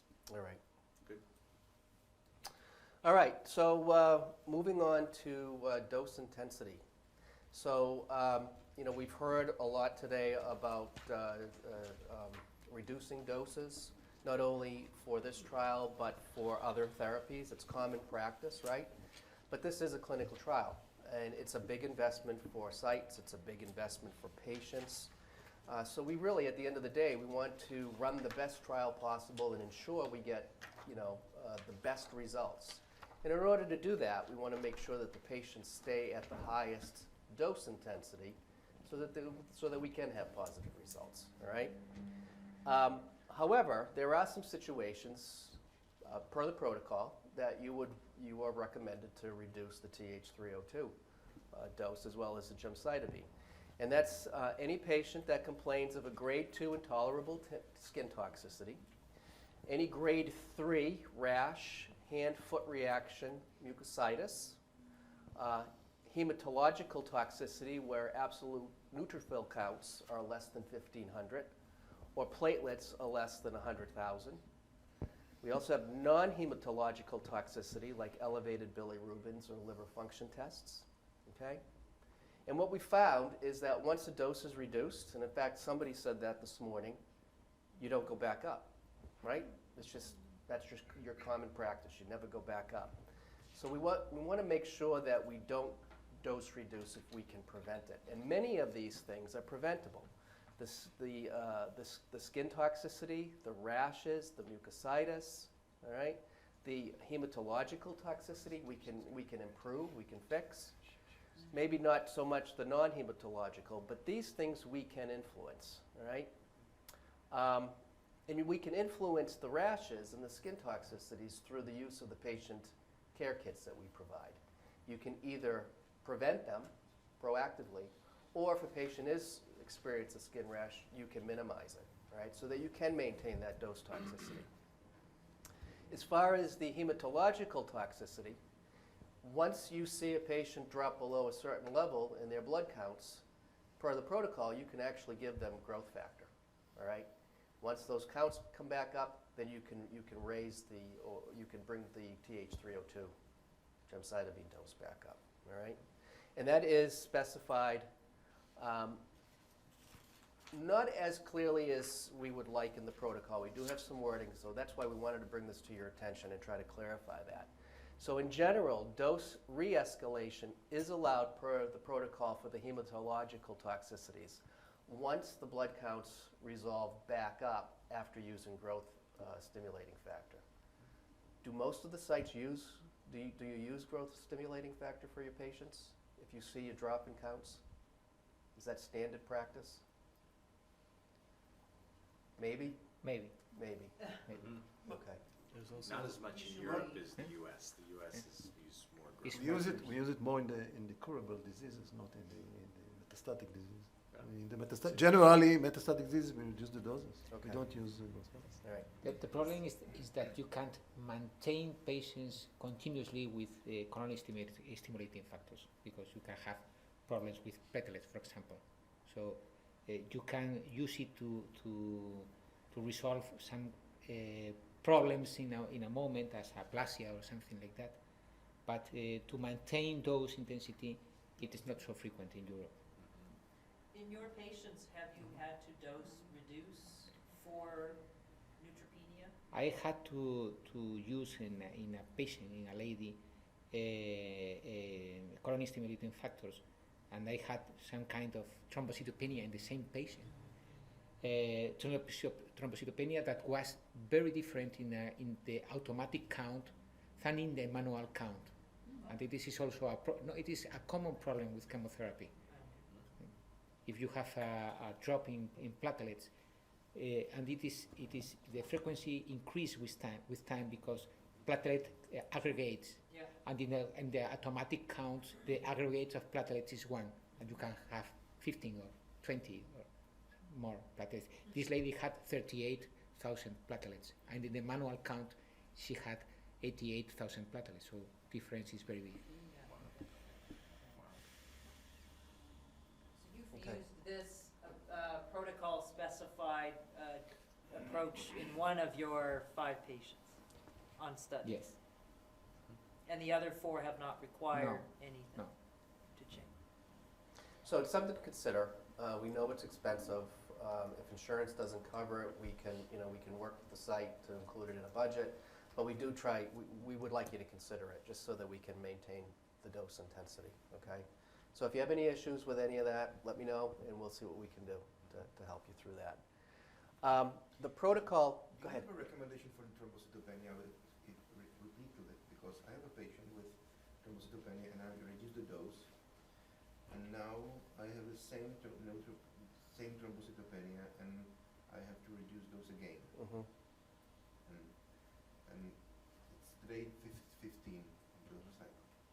Same cycle? Same cycle. And you're even, so between like the first, second dose, there was the same, there was a dose reduction, but the same level of thrombocytopenia? Firstly, I reduced in cycle 2, day 15, and then he recovered, and I remained the same dose, reduced, and now cycle 4, day 15, again thrombocytopenia grade 2, and I reduce again. So you've done already 2 dose reductions? Yes, 2 dose reduction. And probably he recovered again, and what I have to do? I think in that instance, have you called the medical monitor at Covance to discuss how to manage this? Oh, okay. Yeah, And did what do they, what do they they told you to dose reduce? Yeah. Yeah, He and wants they to know what it is with the 3rd dose reduction. They will tell you to follow protocol. Yeah. Oh, is that right? Is Yeah, that their Yeah. response? Yeah. It's always the same. It's Mhm. we have that you have that problem also in other trials, because Yeah. certainly when the limit is at 100,000 platelets, that is often not clinically significant. Patients often have 75 or 80,000, and they stay like that. Whether you do a dose reduction or not, they just stay at that point, and you never have any clinical problems. Yeah. So that is often difficult, because you're not giving as effective chemotherapy as you would have liked outside of a study. But if you discuss it with a medical monitor, they never grant you any waivers, or it's just Yeah, we don't grant waivers. No. Well, you have to follow the protocol, Yeah. what the guidelines are in the protocol. So that sounds like a patient that maybe we can't, do much about, but you'll have to just dose reduce. Or I don't know if I'm not familiar with the exact specification on how many dose level reductions you can do. It may be 2, more than 2, you cannot continue. That's a possibility. Well, and the funny is, that local labs tell me that thrombocyte was 52, but 2 days later, Covant 47 means that's the level 3 or 4 between reduction and hold. Yeah. So that's between the 2 different lab tests. That I would think the monitor, just like the cardiac issue, should be able to tell you which lab is the lab value for study purposes, yeah? But I decided after the local lab, because I had the same day, 52, Oh, okay. reduction, and 2 days later, 47, in hold. Yeah. Not much help here, sorry. No, I was trying to understand No. what the monitor It's might tell you to discussion. keep Yeah. it consistent, yeah. Yeah, I think the monitor is just following the protocol, Of course, so, yeah. yep. Sorry about that. Okay. This- All right, so the protocol doesn't disallow re-escalation of the dose for non-hematological toxicities. So essentially, we don't say anything about it, but it's assumed that once you go down, you're not going to come back up, okay? So again, if we can prevent it, that would be the best. Again, the protocol doesn't say anything about discussing this with a medical monitor, but if you do have a patient that you have some time and you think that you're going to have to dose reduce, we would just ask that maybe you make a phone call or send a quick email so that we can get the Cohance medical monitor involved, because maybe there's something we can do to help you to prevent that dose reduction. Okay? And then this is the section of the protocol that talks about the stimulating factors. It's based on the ASCO guidelines, all right, to follow the ASCO guidelines, and it just specifies the procedure for using growth stimulating factor, and then being able to bring your dose back up once you get your counts up. Okay? And then I just finished up with a brief list of the expected adverse events based on what we saw in the phase 2 study. And then again, we're going to be continuing collecting this information for the phase 3. But most common adverse events, mucositis with or without associated dehydration, skin toxicities, lesions, rashes, that type of thing. Nora's going to present a little bit more on that. Nausea, vomiting, mainly in combination with other chemotherapeutic agents. As you know, the myelosuppression, the pancytopenia. We also have some incidences of sepsis with or without neutropenia that seem to be somewhat associated with stenting that we're keeping a close eye on. You've probably received some safety letters on that. And then again, the skin reactions that Nora's going to talk about. Okay? Yes? I still have a question. Are there any recommendations for the colony stimulating growth factors on which product to use and when in the cycle you should give it? Are there any general recommendations? So it's not, the protocol doesn't give recommendations as far as which to use, so I think it's based on what your center typically uses or what's common in the country. And then as far as when to give it, we don't recommend proactively, so you wait for that first drop, and then it allows the administration. Is that correct, Nora? There's no proactive Yes, and the other part of the question that you probably have is how many days to give it. Yeah. Yeah, so there's no, it doesn't specify that. Yeah. What we've heard from investigators who have used it is 2 or 3 days within that 7-day period. Is that your experience, Dr. Bianchi? Yeah, I only have a patient with colony stimulating factor. I use it the first day, after the first dose, I wait at least 2 or 3 days, and in the first time I use it 3 days, but as the patient reacts very well, the next time I use it only 2 days. Just to avoid the problems that a continuous administration of colony stimulating factor can produce. Has anybody else used growth factors in any of their patients on the trial? Not in this trial. Not in this trial. Yes, but we're usually giving a weekly treatment for palliative disease. Generally speaking, we don't use the growth factor. But here, this is a specific demands or specific advantage of using the dose, the right dose. So I think in trials like this, yes, it makes common to use this Nupogen for 1, 2, 3 days in between. We generally can start it 1 day after the chemotherapy, at least 24 hours after for 1 injection, 2, 3, 4. It depends, like you say. No, it's the experience with the same patient. So I think it's a good idea to do it in the trial. Yes. Yeah, in the trial makes sense. In Czech Republic, same thing. Yeah. Okay. Did that answer the questions that you had? Yeah. Okay. It's variable, see? But you can use it. Yes. Right. Okay. Any other questions? Oh, yes? I have a question about nausea. What do you use, or if you experienced nausea or vomiting, what medication do you use? Because ondansetron is not allowed, aprepitant is not allowed, and on metoclopramide, on the technical information, there is reported a QT prolongation. So what do Do you you have any use? insight into that? Yeah, I believe, as I recall, other investigators, they looked at the 5-HT3 inhibitors, like on Ansitron, you know, Aprepitant, I believe, was one that was okay, was my recollection. It's not allowed in Oh, inhibitor, yes. So actually, but one of the,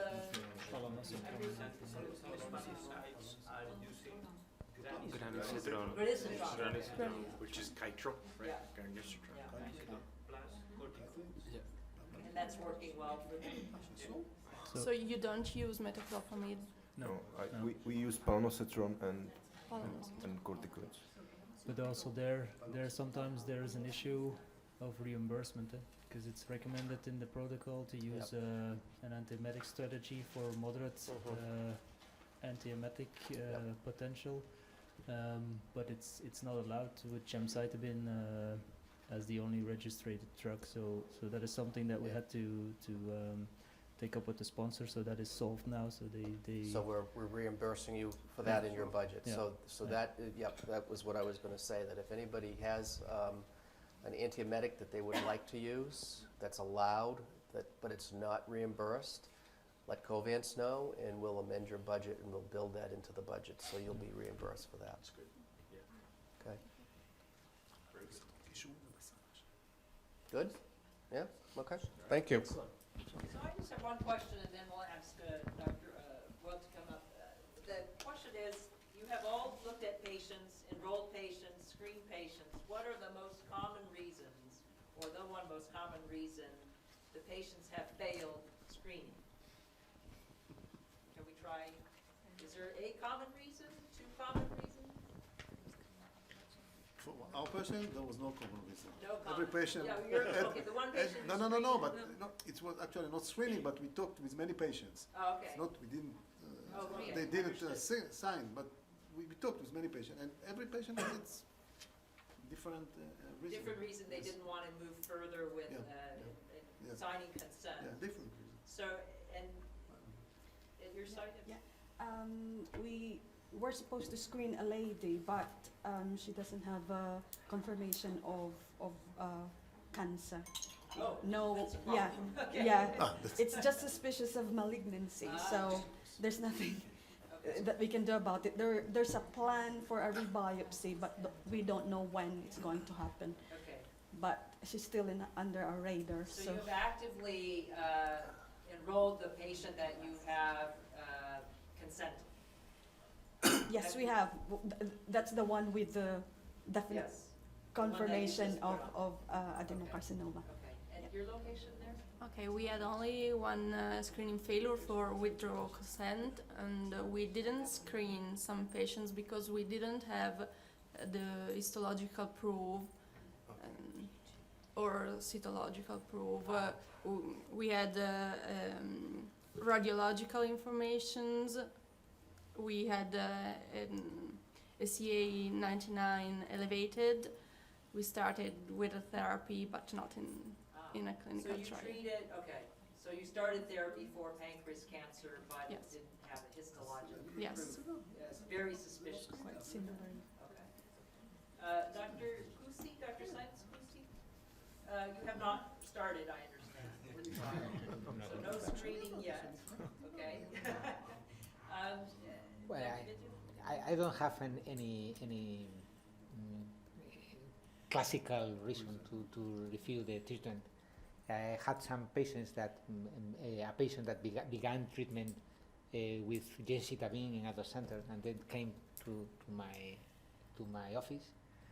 So And they could not be eligible because of that, yeah. another patient that don't have enough good biochemistry.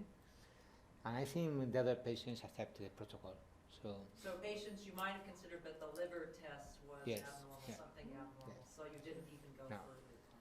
and really patients in my area like to go on in clinical trials.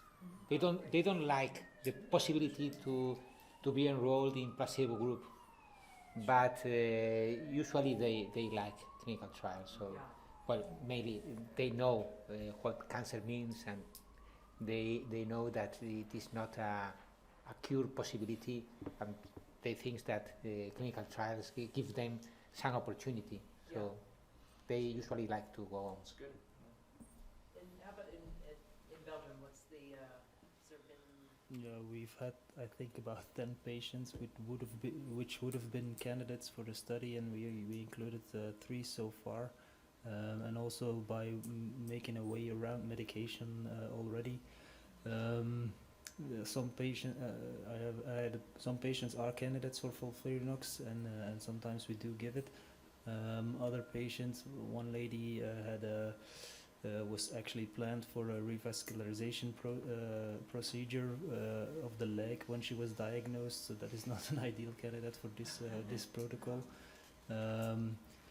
Another patient, I told you, just a lesion of the head of the pancreas and one single bone metastasis, but he has to get radiation therapy because of symptomatics. And I don't think he will wait for 28 days to start treating the disease. There are several things: the medication issue, the ECG issues. Something always comes up. They always are interested and would consent, but you have some issues complying to all the inclusion criteria. Okay, so scattered reasons, not Yeah, inconsistent. there's not one reason. And how about at your location, Dr. Spahn? We 3 and 3, we randomized 3. Oh, okay. We were So far, so good, right? perfect, okay. Thank you for sharing. Nora, would you like to, so Nora Boyle is going to discuss the skin issue. So hi everybody, I'm Nora and I work for Threshold, and we're going to talk a little bit about the skin toxicities. So first of all, you probably know that all your patients, once they get registered, get a bag with our little Maestro sign that has sunscreen, preparation H, Vaseline, and Desitin. And I just wanted to give you a little history behind how we came up with that. In our early trials, you may remember when Jean-Francois was talking about how we saw skin toxicities, but we hadn't expected them because we did not see them preclinically. And so we began to say, what's going on here? You know, some sites are having reactions, skin reactions, and some are not. So we looked at our sites that were doing well, and one of them was the Mayo Clinic in Scottsdale, Arizona. And we went to them and said, what are you doing? You seem to be managing these skin reactions pretty well. And so what they did, once their patients had a skin reaction, they immediately called down their wound care nurse. And so the rashes were intertriginous, where 2 skin folds come together, and they seemed to be, you know, like a diaper rash. Started out as a maculopapular rash and seemed to get infected just like a diaper rash would. So their nurse had them put on a paste. In the United States, it's called Boudreaux's paste, and it has zinc oxide in it.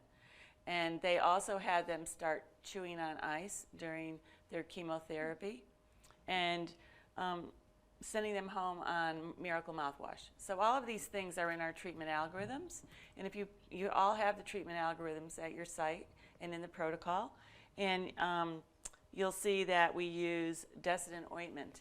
So after the patients receive their dose, they're sent home with Desitin ointment to apply to the perineal area, just to help to act as a barrier, because it has 40% zinc oxide.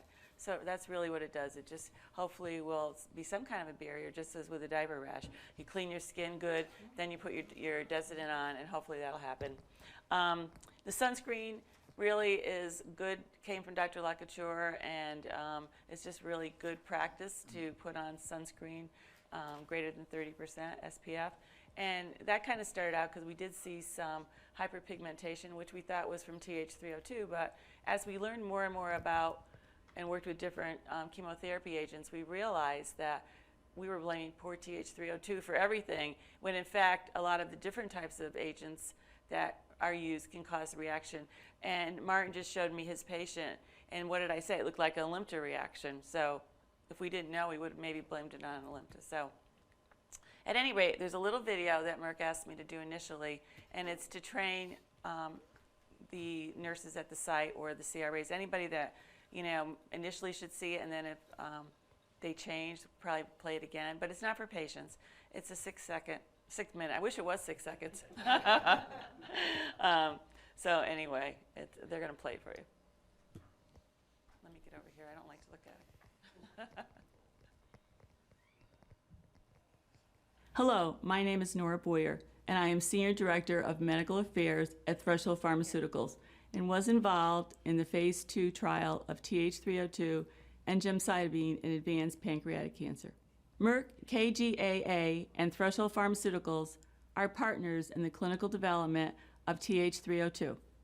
Merck KGaA, its affiliate in the U.S. is EMD Serono, is the sponsor of a Phase 3 trial called MAESTRO, which is testing an investigational drug, TH302, in the treatment of advanced pancreatic carcinoma. During the MAESTRO study, study participants may experience side effects that include irritation of the skin, particularly in the genital and groin areas, as well as in the folds of the skin, such as under the breasts and in the armpits. To help study participants proactively manage these side effects, Merck KGaA and its U.S. affiliate, EMD Serono, and Threshold Pharmaceuticals have developed a patient care package. This video will review the products included in the patient care package and their use by the participants in the MAESTRO study. Each participant will also receive a handout with the care package, which outlines the items included, instructions for use, and tips for minimizing potential side effects. Please ensure you review these instructions with each study participant and ensure they understand how to use all 4 products. Participants should be encouraged to utilize all the products included as directed during their entire participation in the trial, whether or not they are experiencing these symptoms. Study participants should also be instructed to bring the care package with them to each study visit. The patient care package includes the following 4 products: Preparation H, Desitin, sunscreen, and petroleum jelly. In order to help you provide instructions to the study participants on how to use each product, we will walk you through the different uses and when to use them during participation in the MAESTRO study. Please note that comparable products may be substituted depending on where you are located. Preparation H is a topical ointment that is typically used in the treatment of hemorrhoids and inflammation. Preparation H contains an ingredient that causes vasoconstriction or a narrowing of the blood vessels. The purpose of Preparation H in this study is to minimize the circulation of study drug in areas where skin irritation could occur. During participation in the trial, Preparation H should be applied 15 minutes prior to each dosing of the study drug. The ointment should be applied to the patient's perineal area, around the anus, and under the armpits, and in any other area where skin surfaces are touching. To improve understanding and adherence, it may be necessary to review the anatomy of the perineal area with the participant. Discretion should be used on a case-by-case basis. Desitin is a topical cream ointment typically used in the treatment of diaper rash and similar skin irritations. This type of irritation is caused when the skin has prolonged exposure to moisture, skin chafing due to constant friction with clothes or folds of the skin, prolonged contact to urine or feces, and when skin is exposed to a dark and warm environment. During participation in the trial, Desitin should be applied twice daily to the genital and groin area and after each bowel movement. Sunscreen is a topical cream that, when applied to the skin, will help absorb or reflect some of the sun's ultraviolet radiation. This minimizes the skin's exposure to the sun, protecting from sunburn and associated irritation. During participation in the trial, sunscreen should be applied at least 30 minutes before sun exposure and should be applied to any exposed skin, including the face, ears, neck, arms, and hands. Also, when going out in the sun, study participants should be advised to wear protective clothing and wear a hat. Petroleum jelly is a topical ointment that has many different uses. Most often, this ointment is used to treat dry skin by preventing moisture loss and providing lubrication for conditions such as hemorrhoids. It is also used to protect minor cuts and burns. During participation in the trial, petroleum jelly should be applied twice daily or as needed to areas of dry skin. Study participants should also be advised to keep dry the areas where folds of skin touch such as in the armpits, under the breasts, groin, and genital area. They should also be reminded to avoid vigorous washing and towel drying in these sensitive areas. We have just reviewed each of the 4 products included in the patient care package.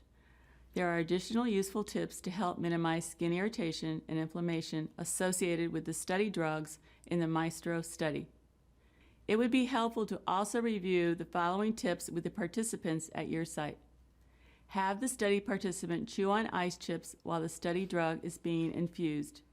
Have the study participant hold a cold gel pack between their legs in the groin area during study drug infusion as tolerated.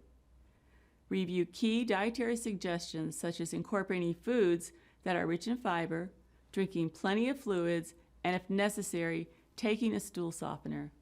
These suggestions should help with digestion and ease of bowel movements.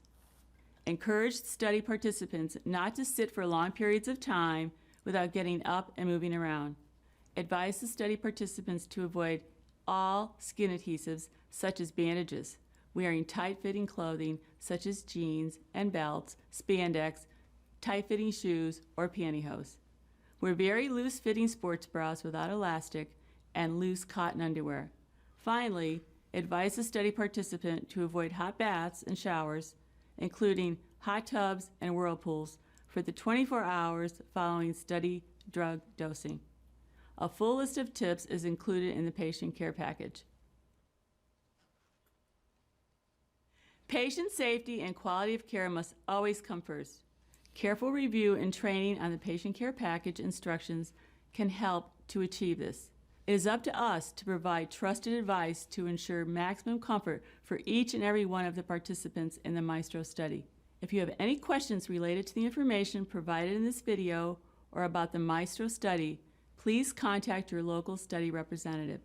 Thank you for your time. I better not see that on YouTube. It is not. So what I neglected to mention was at the time that we also saw all these skin reactions in the phase 1, we engaged Mario Lacouture, and you all have received his book. He is a dermatologist at Memorial Sloan Kettering, and his clinic is dedicated to managing patients that have manifestations from chemotherapy. So when a patient has cancer and their oncologist says you're going to get this, they always go and see Mario too. So Mario wrote all of our treatment algorithms for us. And what we took was, the prophylactic portion and put it in that bag. So we put sunscreen in, put Vaseline in to keep the skin dry. You'll see at Mario's book there, that one of the complications that's unexpected for cancer patients and is caused by about 40 different chemo agents is dry skin and itching. Itching occurs in like 34% of the patients. So things that we thought maybe we attributed to TH302 also can be attributed to many of the other agents. And so the purpose of my presentation is just to make you realize that following the treatment algorithms is really just good practice, and to help you so that the study does not get unblinded. And I realize once in a while there's going to be an outlier, and you'll suspect TH302. But generally, and I'll show you. Let's just go ahead. So here's a rash.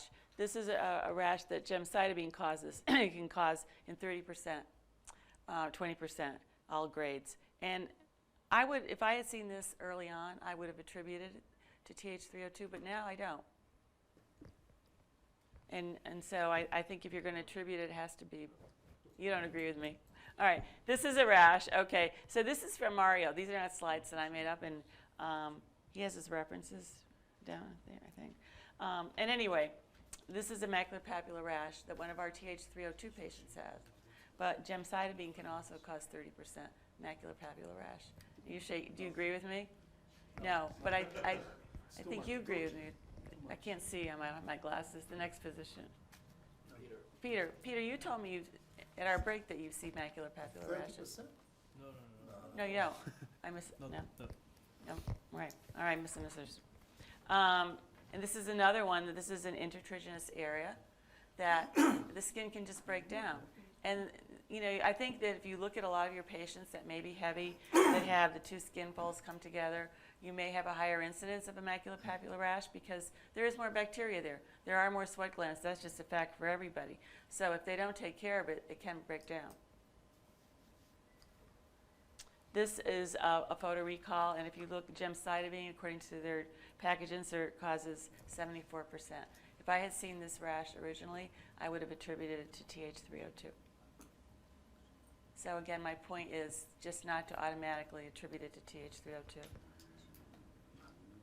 This is from Dr. Lacouture, and it shows you the different agents. So TH302, if you look down here, you'll see that it does cause a maculopapular rash. If you look under gemcitabine, it also can or cannot cause it. And it's same for mucositis, nail changes, hand and foot. With TH302, it kind of depends on the drug that you combine it with. Let's see.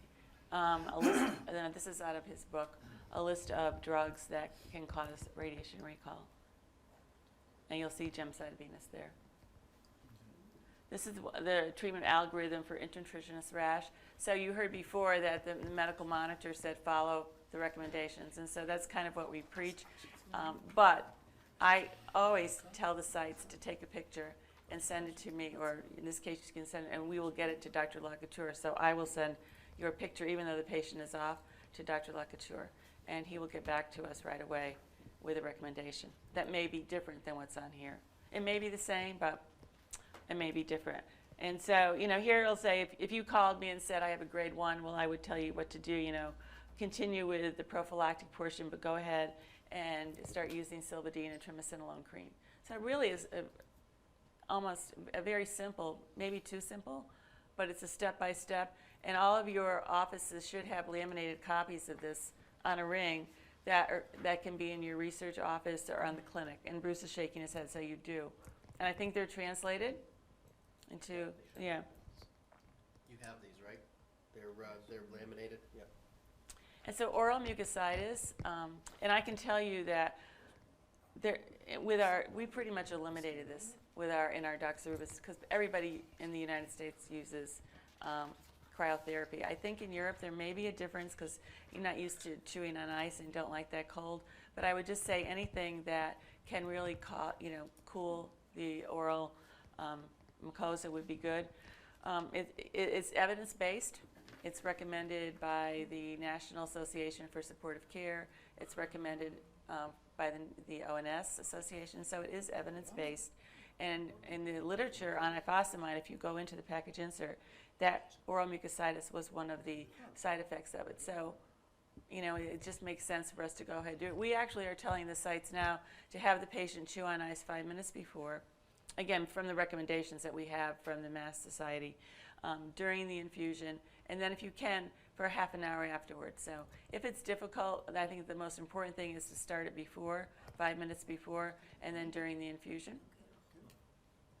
And so I'd like to know, do you do that automatically here for patients, for chemo agents that can cause oral mucositis? No, probably not. And that's the response I get throughout Europe. So it may be an extra step for you, but in the long run, your patients will benefit. I know I'm preaching to the choir, but some of the other side effects that you see trickle down could be from oral mucositis because grade 2 is painful. They don't want to eat. They lose weight. They lose their taste. They get malnourished. They get weak, and they get hospitalized. So we actually had one site in our doxorubicin trial, and they did not use it wasn't in Spain, but it was in Europe, and they didn't use ice. The patient ended up with a grade 3. Did resolve, but after it resolved, the patient was admitted to the hospital for weakness. So dehydration and weakness. So a plug for ice. Just a picture of oral mucositis. It doesn't look like much, but it's painful. Grade 2 is painful. And more than 40% of the chemo agents out there, the combinations cause. So for some reason in the U.S., it's used a lot. Anal mucositis, same, use preparation agent in the perineal area. Then afterwards, the Decidin, keep it really clean. I would encourage the patients to let you know if they have any sore, tenderness, anything right away. We've had very, very few incidences. Just 1 or 2 in the sarcoma, 1 or 2 maybe in the pancreas, and usually when they've gone in, there's been some chronic underlying condition. Hand and foot, again, it depends on the drug that it's mixed with our doxorubicin study. We've only had a few cases of it, and as soon as it happens, we have the patients cryotherapy, put their hands or feet in ice, and then that really holds it. We haven't had anything above a grade 2. Hyperpigmentation, well, you can get that. We don't really know the cause of hyperpigmentation in general. You can get hyperpigmentation from many things, and that's why Dr. Lacouture recommended the sunscreen, because it's just good practice. Is it the melanocytes is picking up the drug? Is it a bruised area? Whatever, it's just good practice. And all of these recommendations for the ointments should go on, even when if they've done their cycles and in between when they're waiting, just continue the good practice. And that's it. And I know we're a little behind time, so, but I'm welcome. Do you have any questions? No? Okay. How many of you have patients who are compliant with the skin care? And you know they're following the skin care, or they're not having skin issues, but we also know they're not putting the creams on and things. I had some minor problem with I think a patient, but only darkness of the skin, something like that, but no more. And it's a lady; she takes a lot of care with her skin, so we had no special problem at this moment. And the patient was using the Yes. She had. I am completely sure she had a very good care of her skin. So I think I don't know the other patients. I had no problem with skin at this moment. Well, again, with John Francois, I was actually at an advisory board with probably 15 of our doctors 2 months ago from the sarcoma, and they all, no problem, it's not going to be an issue. If you follow the treatment algorithms, it's fine. If you use all our prophylactic measures. And then we heard the same thing just a couple of weeks ago at the sarcoma meeting. So it's taken time, but I think if you use them, you definitely will see a decrease in the incidence and severity. And so, Dr. Applebaum, does this help you? And I know you said it sounds very toxic when you explain it to the patients. I think all these creams are toxic. No, but I asked because there are a lot. No, I think, but there's a lot to put on the whole skin, then to put in. Yeah, but so it's a quite full job for them. But you know what? The patients, once they do it, so we just send them into the restroom, to the bathroom. They put the preparation H on before the infusion, and then they get the ice cooling. So they don't really have to put anything else on when they're there. The nurses just need to instruct them that when they go home, apply Desitin twice a day to the perineal area, and the rationale for that. The sunscreen, I don't know in Europe if you use sunscreen. I would assume you do, as much as we do in the U.S. And I used it actually. I got 10 anyway. Well, I think it's okay. Okay, good. I just want to make sure when you said toxic, I was a little nervous that it was this. All right, I don't want this. One of the other things we've heard from sites that it is a lot for the patients to put these creams on. However, once they do it, the patients actually feel like they're doing something for themselves, and they're helping themselves by applying this. So then they automatically just, once they do it once, they continue doing it. So. Very good. You've had experience with skin issues. Martin, any other comments you wanted to share? Use it normally. Still had, some kind of issue, so. Still had that one with some issue, yeah. I think your patient went in a hot tub. Yeah. See, I'm the hot tub, right. But I guess, the message is really the skin care should be for any patient getting chemotherapy. I mean, I, as a practicing oncologist, had not really, to be honest with you, we didn't pay that much attention to prophylaxis of skin infection or side effects or things like that. I mean, if it occurred, we addressed it, but it wasn't something we thought about actively. So that's one big lesson I've learned, as part of this. It's just that applies really across the board. So let's start with, Adi, do you want to begin with your case and just walk us through this case? So I mentioned this lady a while ago, and she was the one who we randomized yesterday. So it took 6 months for the team to actually diagnose that she's got cancer. So last year, she presented with obstructive jaundice, itching, increased bilirubin, had ERCP, and then stenting, but had negative biopsies. Then followed up really religiously, CT scan compared to the August scan. Of course, because of the stenting, there's now decompression of biliary tree, no liver mets, no metastatic disease, better demonstration of pancreatic head mass. And then they scanned her again and did a percutaneous biopsy, and she's positive with immunoglobulin G4 and diagnosed with IgG4-related pancreatitis.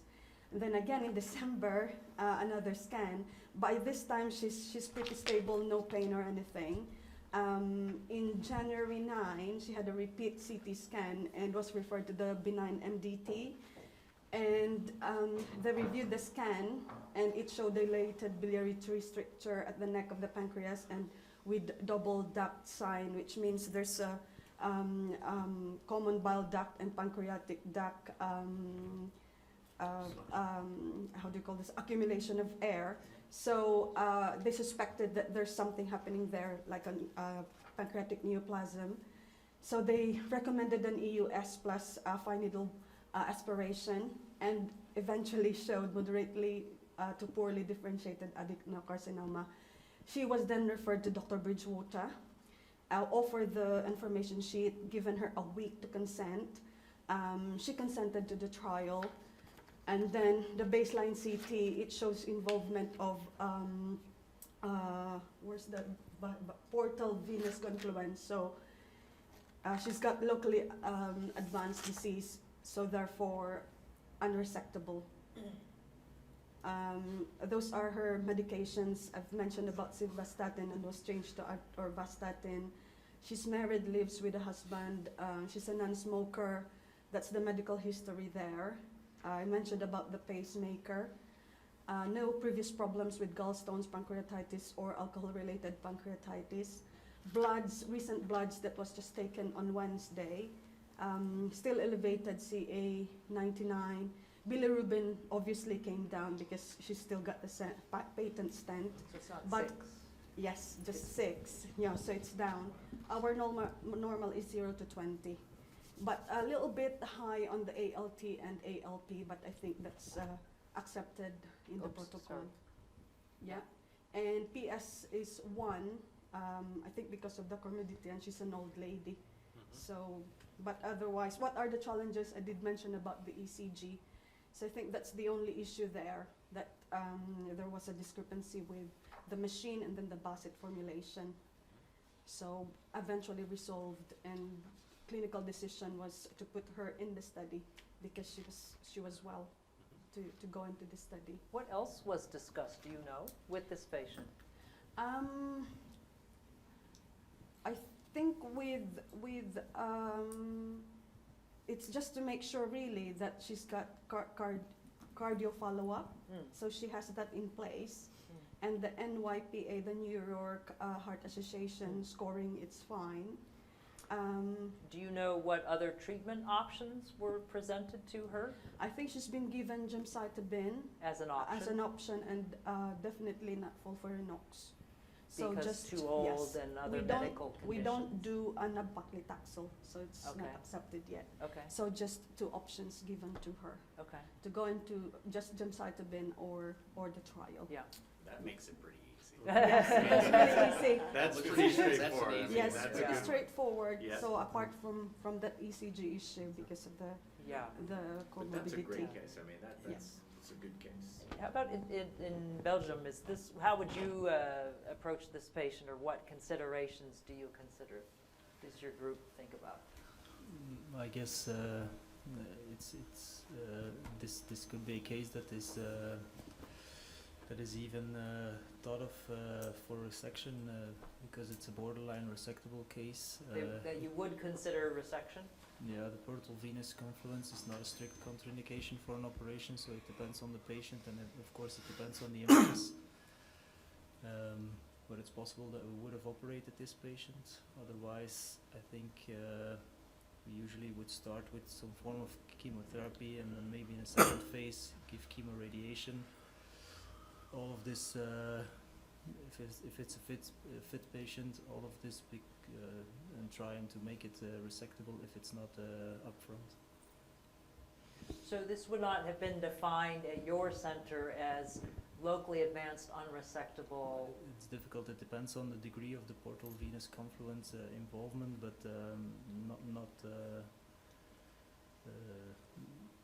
not really. It would have been. It would not have been unresectable as a definitive answer. I see. And so if it were considered unresectable definitively, would this have been a patient that you would consider for a clinical study, or single agent gemcitabine only without any option of potential randomization to another drug as well? I think the patients that you are considering for gemcitabine monotherapy or combination gemcitabine with a platinum, these are the patients that you can enter easily in this trial, I guess. Would she be a gemcitabine platinum candidate in your mind? If she's fit, yeah. Okay, yeah. so possibly. So possibly, but yeah. And how about in Czechoslovakia? What's the approach in this type of patient? Well, it's 72-year-old lady with cardiac even. Probably, if it's unresectable, monotherapy or combination with erlotinib maybe, or it's about discussion with the patient. Sometimes we didn't hear it, but symptomatic treatment, it's one option. Symptomatic management, symptomatically Yes. only. No pain, no weight loss, no other problems, active living. Why we use chemotherapy, why we use chemoradiation, patient, I want to live. And would this be a patient you would, so I've heard a supportive care approach, she's not symptomatic now, and focusing on her current quality of life and maintaining that as much as possible could be a focus? I think everything is possible, study monotherapy combination. It's about preference patient. So your approach would be, let's discuss all these options. Clearly all the options are slightly on the more gentle side of things. And we'll see what the patient's preference is for what the patient wants to do. Yes, but probably in this case, surgery, it's possible. Yeah. Because it's really, it's not cream, unresectable. Yeah. Is there an age cutoff for surgery? I'm just curious. No. No, age is not contraindicated. Never. Okay. At your site, Elena, do you know what your group would be doing? We did bilirubin 6. But she said normal is our up normal to is 20. 0 to 20. We have a different units. Yeah. Unit. We use international unit per Yeah. liter, I think. Yeah. I agree, because I went 6. That's yeah. Okay, I think we'll, or would this be a trial candidate in your site? yes, or Why would that be potentially? okay, the option for us is or gemcitabine alone or gemcitabine with a platinum. Why not? Yeah, if you're going to this offer platinum. a clinical trial. Okay. So I think that sounds reasonable. If you would offer gemcitabine plus, why not something on a clinical study? So this patient will start therapy On Monday. On Monday. On Monday. Okay, great. Very good. Do you have any concerns in terms of her? She's able enough to get back to clinic and Yes. follow up Yeah, appropriately. she lives locally. Oh, that's so great. it's not a problem. Wonderful. What's her reaction to enrolling on the trial? I think she's quite excited. Oh, that's great. She's Okay. looking forward to it. And did you have issues with the family in terms of No, trying to no talk to issues them? at all. She was just given a week to consent, because usually we would see them in clinic Wednesday and then give the information sheet, come back a week after, then consent. Yeah. She consented straight away. So I have a question for everyone. The consent form for any trial is 30 pages, very long. Does this concern patients in your experience? They see this and what do you want to do for me with this big? want No, me to thank read the whole you. I thing? prefer the treatment that doesn't have 30 pages of risk that you would, discuss with me. Well, usually in the clinical trials, the informed consent is huge. So most of the patients don't want even to read it. They ask you to explain it. Yeah. Well, read it. Oh, they can't understand most of the things that you say that. Well, really, when you explain the protocol, you are less accurate, but you are much more clear for the patients. Yeah. So the protocol, the informed consent is perfect. It is very accurate. It is very exact in the terms that it use, but the patients are not physicians. And how does the They need family help. react to this long document Well, the patient is taking really, home? they don't like. They like to have a lot of information, written information, but the problem that you have, everybody have with the written consent form in the clinical trials, is that the administration, the administration asks us to be very accurate with the consent. But if you are very accurate, you are very dark for the patient. They can't understand most of the things that you are written there. So you have to explain it. Yes. Once you have explained to the patient, I think most of the patients don't read it. Yeah. And if they do, they don't understand. Most of the patients don't understand most of the things you have written there, because you explain grade 3 toxicities and mucositis, and most of the patients don't understand what it is mucositis. Is this the same No, I here? quite agree with him, but Is it's that not right? the problem of this study, it's a problem for all these All studies in the trials, last yeah. recent years. Correct, It's the same yeah. problem. Yes. I quite agree with Yeah. it's the same. Yeah. I mean, it's a common challenge Do our we've best. seen We do our too. best. And I keep telling my patient, read it, but okay, but if you are going to get paracetamol, so you will have the same informed consent, Yes. so you would never take Acamol or paracetamol for your fever. Yeah. So that's how you have to Right. consider this informed Yeah. consent. Yeah. I think we have heard that that is a not uncommon reason, so i.e.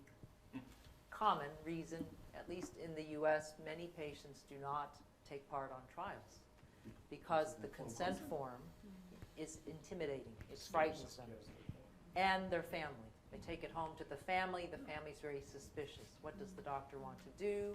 Why is there this long form? It lists all these side effects. No, There's don't do that. All kinds of legal jargon Yes. in there. Yes. So it's interesting to hear it's not so much, doesn't sound to be so much of a challenge, that the patients are have a much better relationship, I think, with all of you, perhaps, than is happening elsewhere. So, thanks. We have a couple other cases from your site that you may or may not know or have been familiar with. We'll get to that. But I want to ask this question just in general, because again, you have all enrolled patients to the trial, almost. Dr. Sainz-Kusi is still there, but not quite. Next meeting. Yes. Which patients have you considered to be ideal patients for Maestro? So I know you are approaching many patients. Can you help us understand what is the ideal patient for the study? I know that many things are discussed with patients, but in your mind, you had mentioned other trials at your site I potentially. think from Dr. my Kuhlmann. point of view, the ideal patient is the patient for whom we can offer a single agent gemcitabine treatment. And who would that be? It could be an old patient with a low performance status, metastatic patient, not locally advanced, because for locally advanced you would like to be with metastatic disease. So I think once you think about single agent gemcitabine or gemcitabine plus cisplatin, something like that, then I think this is the ideal patient. Then you can offer him the Maestro.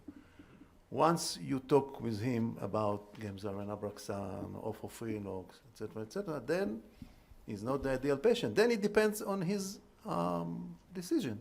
Then you give him all the option, and then he can decide. But if I'm convinced that this patient is fit for gemcitabine, or gemcitabine plus something, I think he is my ideal candidate for the study. Jean-François, please. Is it because of the reference harm that you are thinking about gemcitabine alone?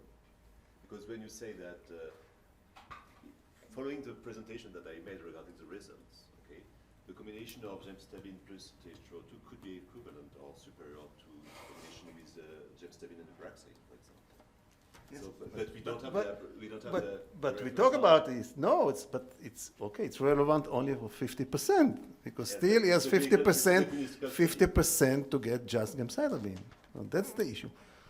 So then he has to understand that he might receive a treatment, more effective treatment, including this TH302, but still he has 50% to get only gemcitabine. So ethically, I think that he should know that that's an option. So that's why, from my point of view, he is the candidate, because I have also to know that he might have only gemcitabine. Yeah. That's my ethic Makes sense. approach. Yes. Would you offer the trial with the thought of I can give second-line treatment? Or I have my first-line treatment needs to be of a certain heaviness. No, I think that's a good issue to present to the patient, that this is now or never. I mean, the maestro, it's now or never. That's a good point. But if you want to be very ethic, I'm first of all, I don't know if there is data regarding Gemzar and Abraxane as a second line. There is, and I'm not sure. The data we know it's for first line, not for second line. Right. And even for FOLFIRINOX, there are some studies of second line for FOLFIRINOX, and the numbers are not so good. Mm-hmm.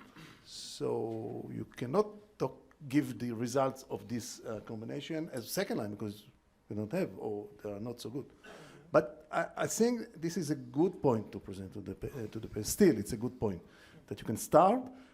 And we follow you very, very strictly. And in the first minute you see that you progress, then you can change and you can go to the. I think this is a good point. Yeah. Makes sense. Yeah.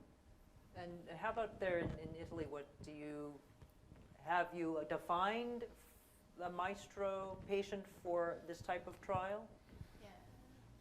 We also identify the ideal patient as an old patient. Old. Define old for me, please. I maybe take this. Be gentle on us. Yeah. Yes, be nice. Over 70. Oh, thank you. Okay. She was slow saying that too. Over 70. The patient where, as I said before, the option are or gemcitabine alone or gemcitabine plus something else. Who do you offer your platinum-based combination to? Which patients get that treatment? The patients that in other countries, I think that would be offered for FOLFIRINOX. We use the other combination because we don't have experience with FOLFIRINOX, but we have with PEX-G as we take part in the phase 3 trial. Mm-hmm. So we are more confident with that. So are these patients who are 50 years of age and younger? Yes. 60 years of age and younger? Good performance status. Very good. So ECOG 0, no symptoms? No symptoms. ECOG 1 with a few symptoms. Ah, okay. And also in patients that in which we can think about a surgery, we use it. So preoperatively yes. to use that type of regimen. Okay. Okay. So your site, the Maestro patient, may be a little older, yes. and you're thinking a little more gentle yes. in terms of treatment. Okay. So not too unusual in terms of that. Dr. Thanks, Kusi, I haven't asked you many questions today. Yeah. And he's thankful. Yeah. He's like, oh, you didn't put me on the spot. No. Have you thought of patients for this study? Idea of patients? In this case, for me, it's very old. This patient? Yes. Too old for what treatment? Yes. Only gemcitabine and. Would you consider the patient, 72-year-old patient, for MAESTRO? I don't know. Maybe. No. Okay. I don't the experience in the Maestro, and I think it's very hard the treatment, the Maestro study, and I don't know. Okay. Well, I know you're just starting to look for patients, so we will see how you're able to find the patients for the trial. What if the patient was 52? If the patient was younger? Younger, yes. What age? 62? 60. 60. Okay. So you think MAESTRO is heavy treatment? I think. I see. Okay. Which is a good thought. Some are thinking of it as maybe more mild, others maybe more aggressive. So, I've included patients with older than 70 in MAESTRO trial, and they are tolerating relatively well. I don't know in which branch they are. Right. So, I don't know. Perhaps they're in placebo. I don't know. It's impossible to know. I didn't break the blind. So all your patients are 70? Not all of them, but okay. Most of them, I think all of them are between 60 and 70. I think I don't have no one under 60. I have no one under 60. What is the usual age your patients present to you? I think they are a little bit younger than the other gastrointestinal pathology, but not very much. They are something. The median age, I think, in my region is like 62. The median 62. age of patients, yes, Okay. yes, a little bit earlier than other gastrointestinal pathologists, but pathology, but they are not. Usually, they are not young. They are 60, 70. Okay, right. And then in Belgium, how is the MAESTRO patient identified? Well, we consider every patient that is not operable as a candidate for the MAESTRO. I think there's a difference. I guess gemcitabine monotherapy would be an option for old patients who are not that fit but still want some therapy. I think gemcitabine in combination with a platinum is something for a bit younger patient with a quite well performance status, and that are the ideal patients that we offer the MAESTRO to, because you can save your platinum for second line then, and only the very fit young patients with very extensive disease, with a lot of the threat that the disease will cause problems in short term. I consider FOLFIRINOX, or I discuss it with them, to go the more aggressive way, or not, considering their preparations.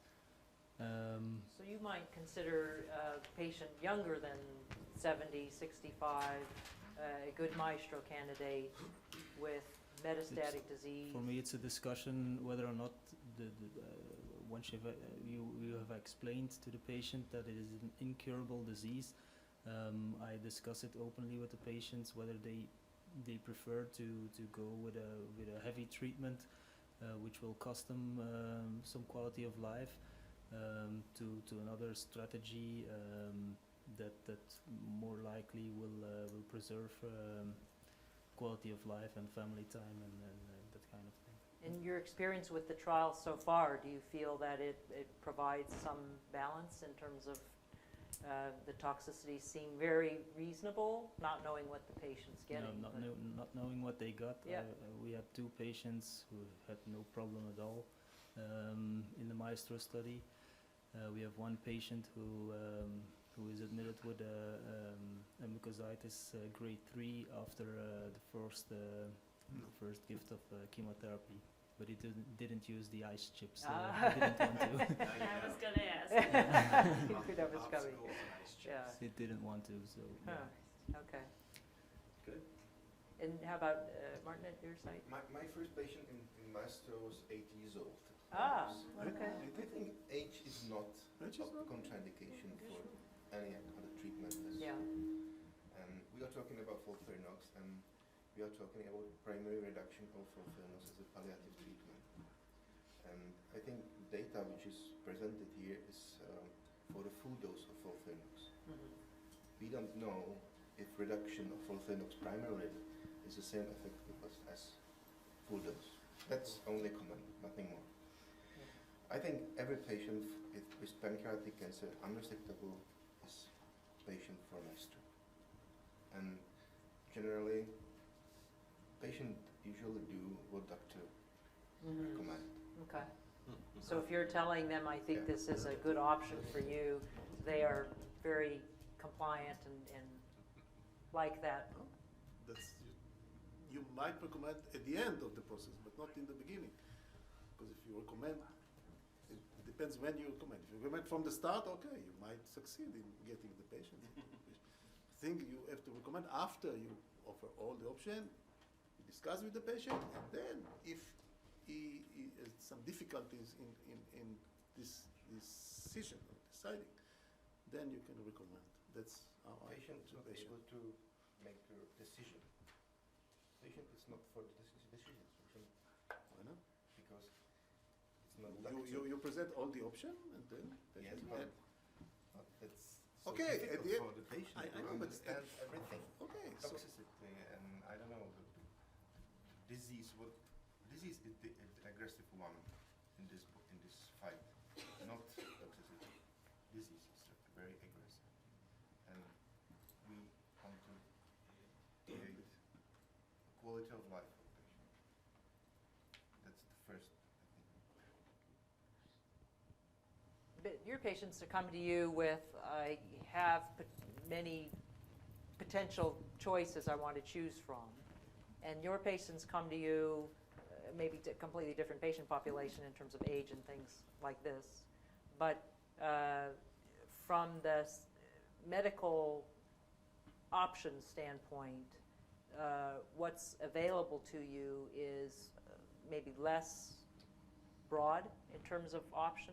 How broadly available? Nab-paclitaxel you mentioned is not available. Paclitaxel is approved, but it's not embraced in my country. Yeah. And FOLFIRINOX is one option, one of the options. But Yeah. But you have emphasized many times today the importance of quality of life in an incurable disease setting, which I think is, certainly an important part for us to consider clinically. Yeah, which I respect that as well. That's why it's so difficult, right? When as a clinician you're trying to balance all these choices with patients. Okay, thanks very much for sharing. We want to do just one more case, and then we will complete this. Let's go to this case, which was another case Dr. Shu presented. And I don't know if you know this case, so let me go through it and you can add comments. Yeah. So this case was presented, a 64-year-old male, very fit and well, presented with basically breathlessness, had some recent diagnosis of type 2 diabetes, found to have multiple PEs. And then a CT scan of chest, abdomen, and pelvis, mass in the body of the pancreas with nodes and multiple liver, lung, and vertebral bone metastases. A liver biopsy was done showing metastatic adenocarcinoma consistent with the pancreatic primary. CA19-9 was low, 8.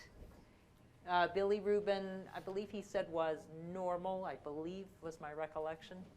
And the patient is on these various medications, a previous smoker, very supportive family. Performance status was rated as 0. So the patient at this time only had some evidence of shoulder pain, but otherwise was not incapacitated. So a question that we discussed, this was at one of our last workshops, was just, does this presentation, do you treat these patients differently because maybe it's more aggressive? Does the presentation with PE, a low CA19-9, suggest something in terms of less differentiation or something of this nature? Do you tend to approach these patients biologically, thinking of them as something different? Dr. Eppelbaum, in your experience? It's pancreas cancer, similar to any other, and how would you approach this 64-year-old patient? I think I approach the regular way. I don't think, yeah, no, really. I don't think there's, for my experience, it is on the opposite. I think so that if you don't have this marker, the clinical behavior could be better.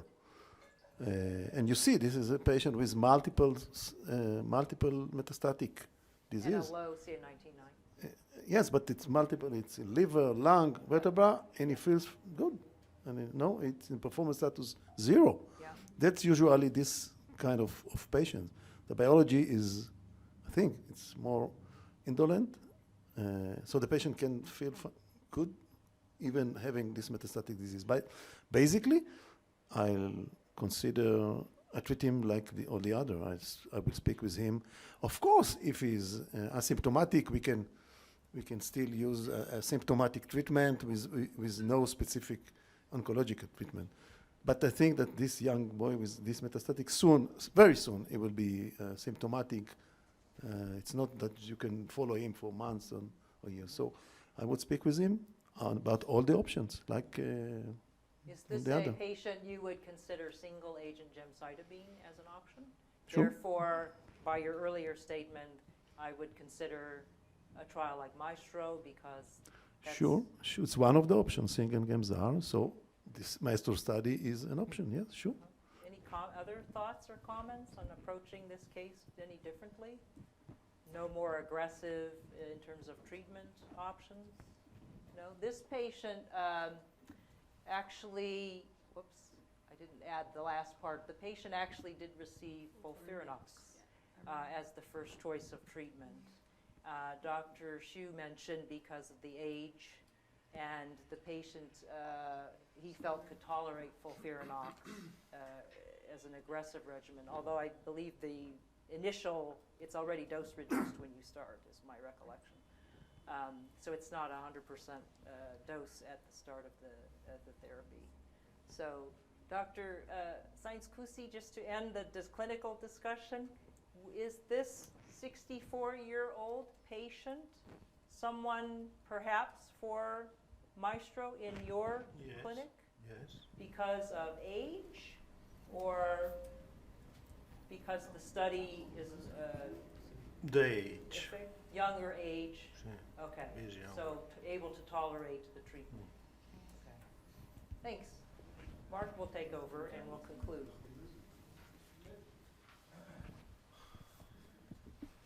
Home stretch here. We realized when we first started doing these meetings that we try to do them in 4 hours. They're really a 5-hour meeting. But we had already committed to 4 hours with you guys, so we're going a little over, but I promise when you fill out the evaluation, just blame it on me. And the future meetings, we're going to go a little longer. So what I really would like to do, let me just go right to the last couple questions here. We're going to show you a video. But these are really my 2 questions that I have, and I'll just go around the room. So I'll start with my colleagues from Belgium. Each of you, and Sigourney, you as well, I know you've been a little quiet, but just tell me, what was the one thing you learned today? What was the one thing that you can take back that you didn't know coming into the meeting? And then you've already got 3 patients enrolled, and over the next 10 months, do you believe that you can enroll another 4 to 5 patients? We're looking, it's almost like a patient every other month. Is that probable? And if it is, great. If it's not, tell me what you really truly can do. Because we're trying to get a gauge on how close we're going to get or how far ahead we're going to get to our target enrollment by the end of December.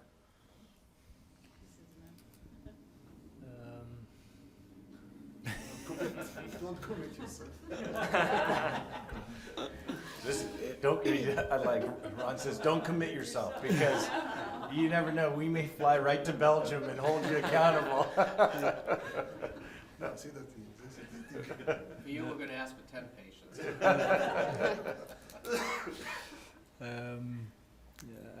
I'm not sure about the enrollment. It's we have 3. We set up front 5. It's difficult. We consider every patient, and the study is a valid option for me in that patient group that we discussed. And I will propose it to every one of them. But the problem is not that I don't want to propose the study to them. The problem is neither that they don't want to start in the study, but the problem is just the inclusion and the exclusion criteria are quite strict, and this is a disease that gives problems, that gives biochemical abnormalities, that gives a lot of things that preclude them from entering the study. Yeah. But the nice thing is that you're offering it, right? So, you know, it's interesting. We all have our biases, but you know, you started with the trial. This is a trial that you all signed up for. Now the standard of care has changed a little bit, even in the last 6 months. Yeah. But the fact that you're offering it, you let the patient decide, just like Applebaum, you know, offers it, let them decide, I think is a positive, right? There's a lot of benefits to going on a clinical trial, and for the right patient, it may be the right situation. We had the option last week to enter another study with Abraxane open label combined with gemcitabine, quality of life study. Yeah. But we didn't do it. Well, you know, it's difficult in this disease to have 2 competing upfront trials. Otherwise, it would be difficult to motivate patients in a placebo-controlled trial if you have a possibility to give them Abraxane. It would be difficult. Well, even in the United States, and Abraxane has been, or nab-paclitaxel has been approved since September, we still are enrolling patients. I think right now we have 5 or 6 in screening. There's still the right patient for gemcitabine. It's the default, really, for the trial. But was there anything you learned here, anything you can take back to your practice that you didn't know coming in? I learned some things. I can't quite say the one thing. Several little things, little tips and tricks. On how to do it. So, Gurney, how about yourself? What did you learn here today? I'm quite new in the clinical trials, so it's all a new world for me. Yeah. But I learned a lot, and I found it very interesting about the several therapy options and the discussion in the different countries. Not too overwhelming? When you're brand new to it, it's pretty overwhelming. We have pretty good consensus in this room. Yesterday we had much different diversity on, there's much more FOLFIRINOX in the very young, healthy patient, not as much here today, but every group is different. But I'm glad you came and you were able to take in the information, and both of you can bring it back to Belgium as well. Dr. Vietes, what are your thoughts? You spoke a lot, you gave us a lot of direction, but was there anything you took out of it? You're already at 5, that means you got to put 10 on. Well, I like to have the information about what other hospitals are doing. Yeah. Because it is logical to have some doubt about what are you doing in your hospital, and to see if there is some kind of discrepancy between other colleagues. And I think I can have another 4 patients in 6 months. Yeah. More in 6 months. Okay. So, Applebaum, we need you to ante up now. You got competition over there. No. Sans Kusi, Dr. Sans Kusi, you're hopefully going to open within the month, right? I think we understand the age limitations in terms of the MAESTRO trial, but You think it's feasible at your site? You could put on, 4 patients in the next 10 months. I give you 10 months. Yes. You think you have that type of volume where you could do that? Yes. Yep. And anything that you learned here today, like, Dr. Vietas, I think most people like the fact that they talk to their colleagues about what they're doing. And it doesn't have to be a consensus. It's good that there is the art of medicine. But anything that you took home today that you didn't know coming in?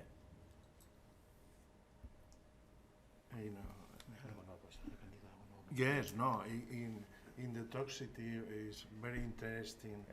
In the MAESTRO study, I learned the toxicity, and I think it's very important the age, the patients. I think I can to enroll 2-3 patients in the 6 months. It's different toxicity. The one thing you don't get with this regimen is you don't get neurotoxicity like you do with FOLFIRINOX or with nab-paclitaxel. In fact, we had a case that we used to do, which was a violinist who really needed to make sure that she still functioned, and it played to the neuropathy issue. But you do get some hematologic toxicity, which has to be managed, and you do get some skin toxicity, whether it's gemcitabine or the combination, that can definitely be managed, and hopefully you won't see the manifestation of that quite as severe as you would without the prophylaxis. So, but I appreciate you coming today. As I said, you're the one site that's not open yet. We always feel bad when you come and you're not open, but we said come because you're very close to opening, which I think is important. Elena, how about you in Italy? What did you learn? You're a new doctor, and quite new in you're this going to get all the world. work. I'm quite new in this world. I've written a lot of tips Yeah, and good. items on which I have to pay attention when I come back home. Lots of things to revise. Very good, very good. On my patients. And do you think you've got the opportunity to enroll that 4 or 5 patients? You think that's possible by December? I think You've got not 2. more than 5. The third will start next. That's right, you have the third one coming next week. Very good. We'll count that one. That one's not in yet. As far as we're concerned, everybody's at 0, except for Dr. Edelbaum. He's at -2. No. Adoration, what are your thoughts? Great case, by the way. Yes. It's pretty standard in the UK, I mean UCH particularly, to offer clinical trials to patients. So upfront standard treatment, then clinical trials. Right. But I think the non-measurable, I didn't realize that you would consider patients. So that's one of the things that I would take back. Yeah, that we can actually consider non-measurable disease. Right. Entering into the study. And I think 4 patients will be possible. Yeah. Yeah, Well, the I next know 3-6 months. when we had Dr. Shu, right? When we had Dr. Shu in Paris, he said that there's another first-line trial that you may open like in March or April, in the summer. Didn't he say in the summer, June or July? So I don't know what it is. Maybe that's the compassionate use. I think that's the one. That might be the compassionate use one that's coming. Yeah, So you it's got a on little setup, shorter. it's in the pipeline, but I'm not so sure if it's really going to open in June. Yeah, we're still waiting approval for that. And I know he was interested in there's a second-line trial with, it's an insight trial with Jakafi plus capecitabine, but only in the second-line setting. I know he was thinking about that. So that gives an option after Maestro if a patient still wants to be in a clinical trial setting. No, very good. Dr. Applebaum and Dr. Semenista, there we go. I learned about side effects and management of side effects through dementia, very interesting, and experience in other clinics. And about enrolled patients, we think about 2-3 patients. Yeah, very good. You ask me? Dr. Applebaum, he's non-committal. I can tell. We're gonna have to come visit you, I think. No, there we go. There. First of all, it was very interesting, as you say, to know how things are happening in other sites. It was very nice. Then I learned that the TH302 is not so toxic, and for me it's not. It's okay. It's okay. You see, that's a complete. Yeah. And also, but still, about the skin toxicity, it was very interesting. I must admit. Thank you. And about the number of patients, you changed the life. The time. We said 4 or 5 and 3 to 6 months. I gave you 10 months. That's it. I agree. I would be modest. I mean, I think between 2 to 4, it's a good option. No, in the coming 10 months. Yeah. Well, we enjoyed your comments too, because we like controversy. I mean, we like differences of opinion. We like to hear, you know, what your challenges are. Hopefully we can overcome them, not just us, but your colleagues in the room too, because they're the ones seeing the patients like you do, like you are. So that's important. Yeah, absolutely. Each one of these gets better and better. So as I said earlier, if you liked what you saw here today, you have other colleagues. Remember, there's 5 more meetings, 2 in Berlin, 2 in London, and then 1 at the World GI Conference in Barcelona.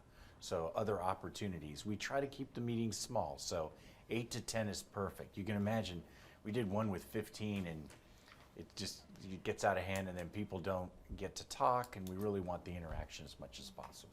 But it's interesting. You said that the previous meeting were different. You said now you don't. Different people. Oh yeah, everyone is different. Every single meeting is a little bit different. Yep. How come? Well, so you need to come to other meetings. But we've had some meetings where the room is full of people that use Fulfaridox. Yeah. So the discussion is Everyone. completely. Everyone. Really? Yeah. Yesterday, we had a gentleman from Austria and a gentleman from Germany. Those same cases, Furanox, Fulfaridox. No questions asked, right? They don't ask the question. The patient. They don't. Only 2. The rest of the group were all open to Maestro, but those 2 were very, that was their regimen. And we had one say that the toxicity was very manageable. They don't dose reduce. We're like, wow, okay, I get it. It's very interesting. But it is good. That's what we like to see the differences. And then in the U.S., the meetings we run in the U.S., Gemabraxane is very, very popular right now. So the whole discussion is completely geared to that. So. Absolutely. So I'd just like to have Bruce say, some words from Merck Serono and close us out, and then we're going to show you just one last video, and then we want to take one picture. So we take a picture in the back of the room of every group, and then we'll have a collage. So as soon as we're done, we'll just, and the evaluation form. Remember, I get the grade for keeping you over, so it's a low one. But Bruce? So I just wanted to thank Dava Oncology for once again running another successful meeting with us. I also wanted to thank Dr. Giminet and Nora Boyer for sharing their expertise on the past studies in the skin care. But I particularly want to thank all of you for giving us 4.5 hours out of your Saturday. We know how important that is. So we've learned something from each one of you. We hope you've learned something, which sounds like you have, that you can bring back to help accrue patients to the study. And it's just been a pleasure meeting you, and thank you. I do want to give you my card, as Mark had mentioned. Your first line of communication should always be with Covance. However, if for some reason you're not getting the response you would like from them in a timely way, always feel free to send me an email or call me. I'd be happy to get right back to you and help you with whatever you need. All right, and again, thanks. Okay, we're going to watch Alendrel. The investigational study drug is currently undergoing clinical research and has not been approved for use in the United States, Canada, Europe, or elsewhere. The investigational study drug has not been proved to be safe or effective, and any claims of safety and effectiveness can be made only after regulatory review of the research data and approval of the labeled claims. As someone with inoperable pancreatic cancer, I am helpless. I do not feel that there may be a chance for someone with this disease. I have limited treatment options now, but my doctors, family, and caregivers want to talk about the future. What future? I feel different. With such a diagnosis, it is inevitable that cancer will define me and consume my life. It is hard to believe that there may be possibilities. There may be possibilities. It is hard to believe that cancer will define me and consume my life. With such a diagnosis, it is inevitable that I feel different. What future? My doctors, family, and caregivers want to talk about the future. I have limited treatment options now, but there may be a chance for someone with this disease. I do not feel that I am helpless as someone with inoperable pancreatic cancer.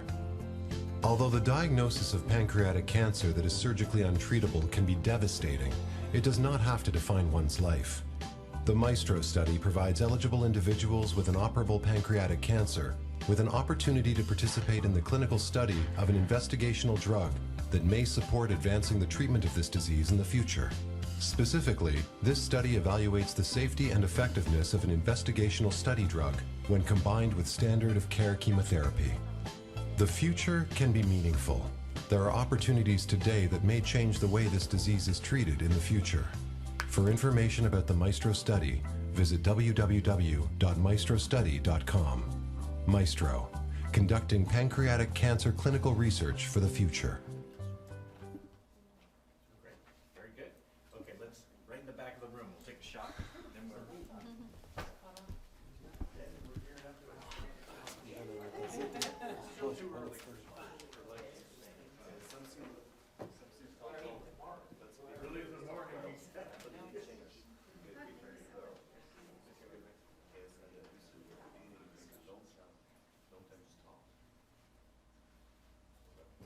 Okay, who's taking the picture? Agnes is there. We need you.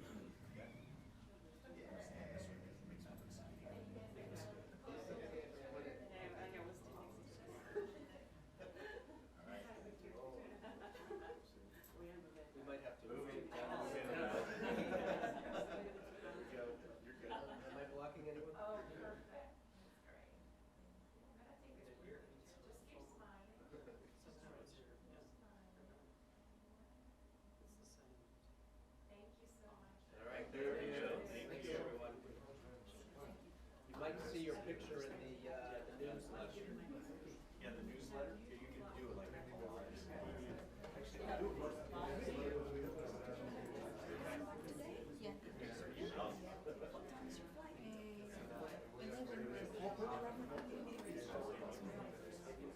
I think it's the same, 7:30.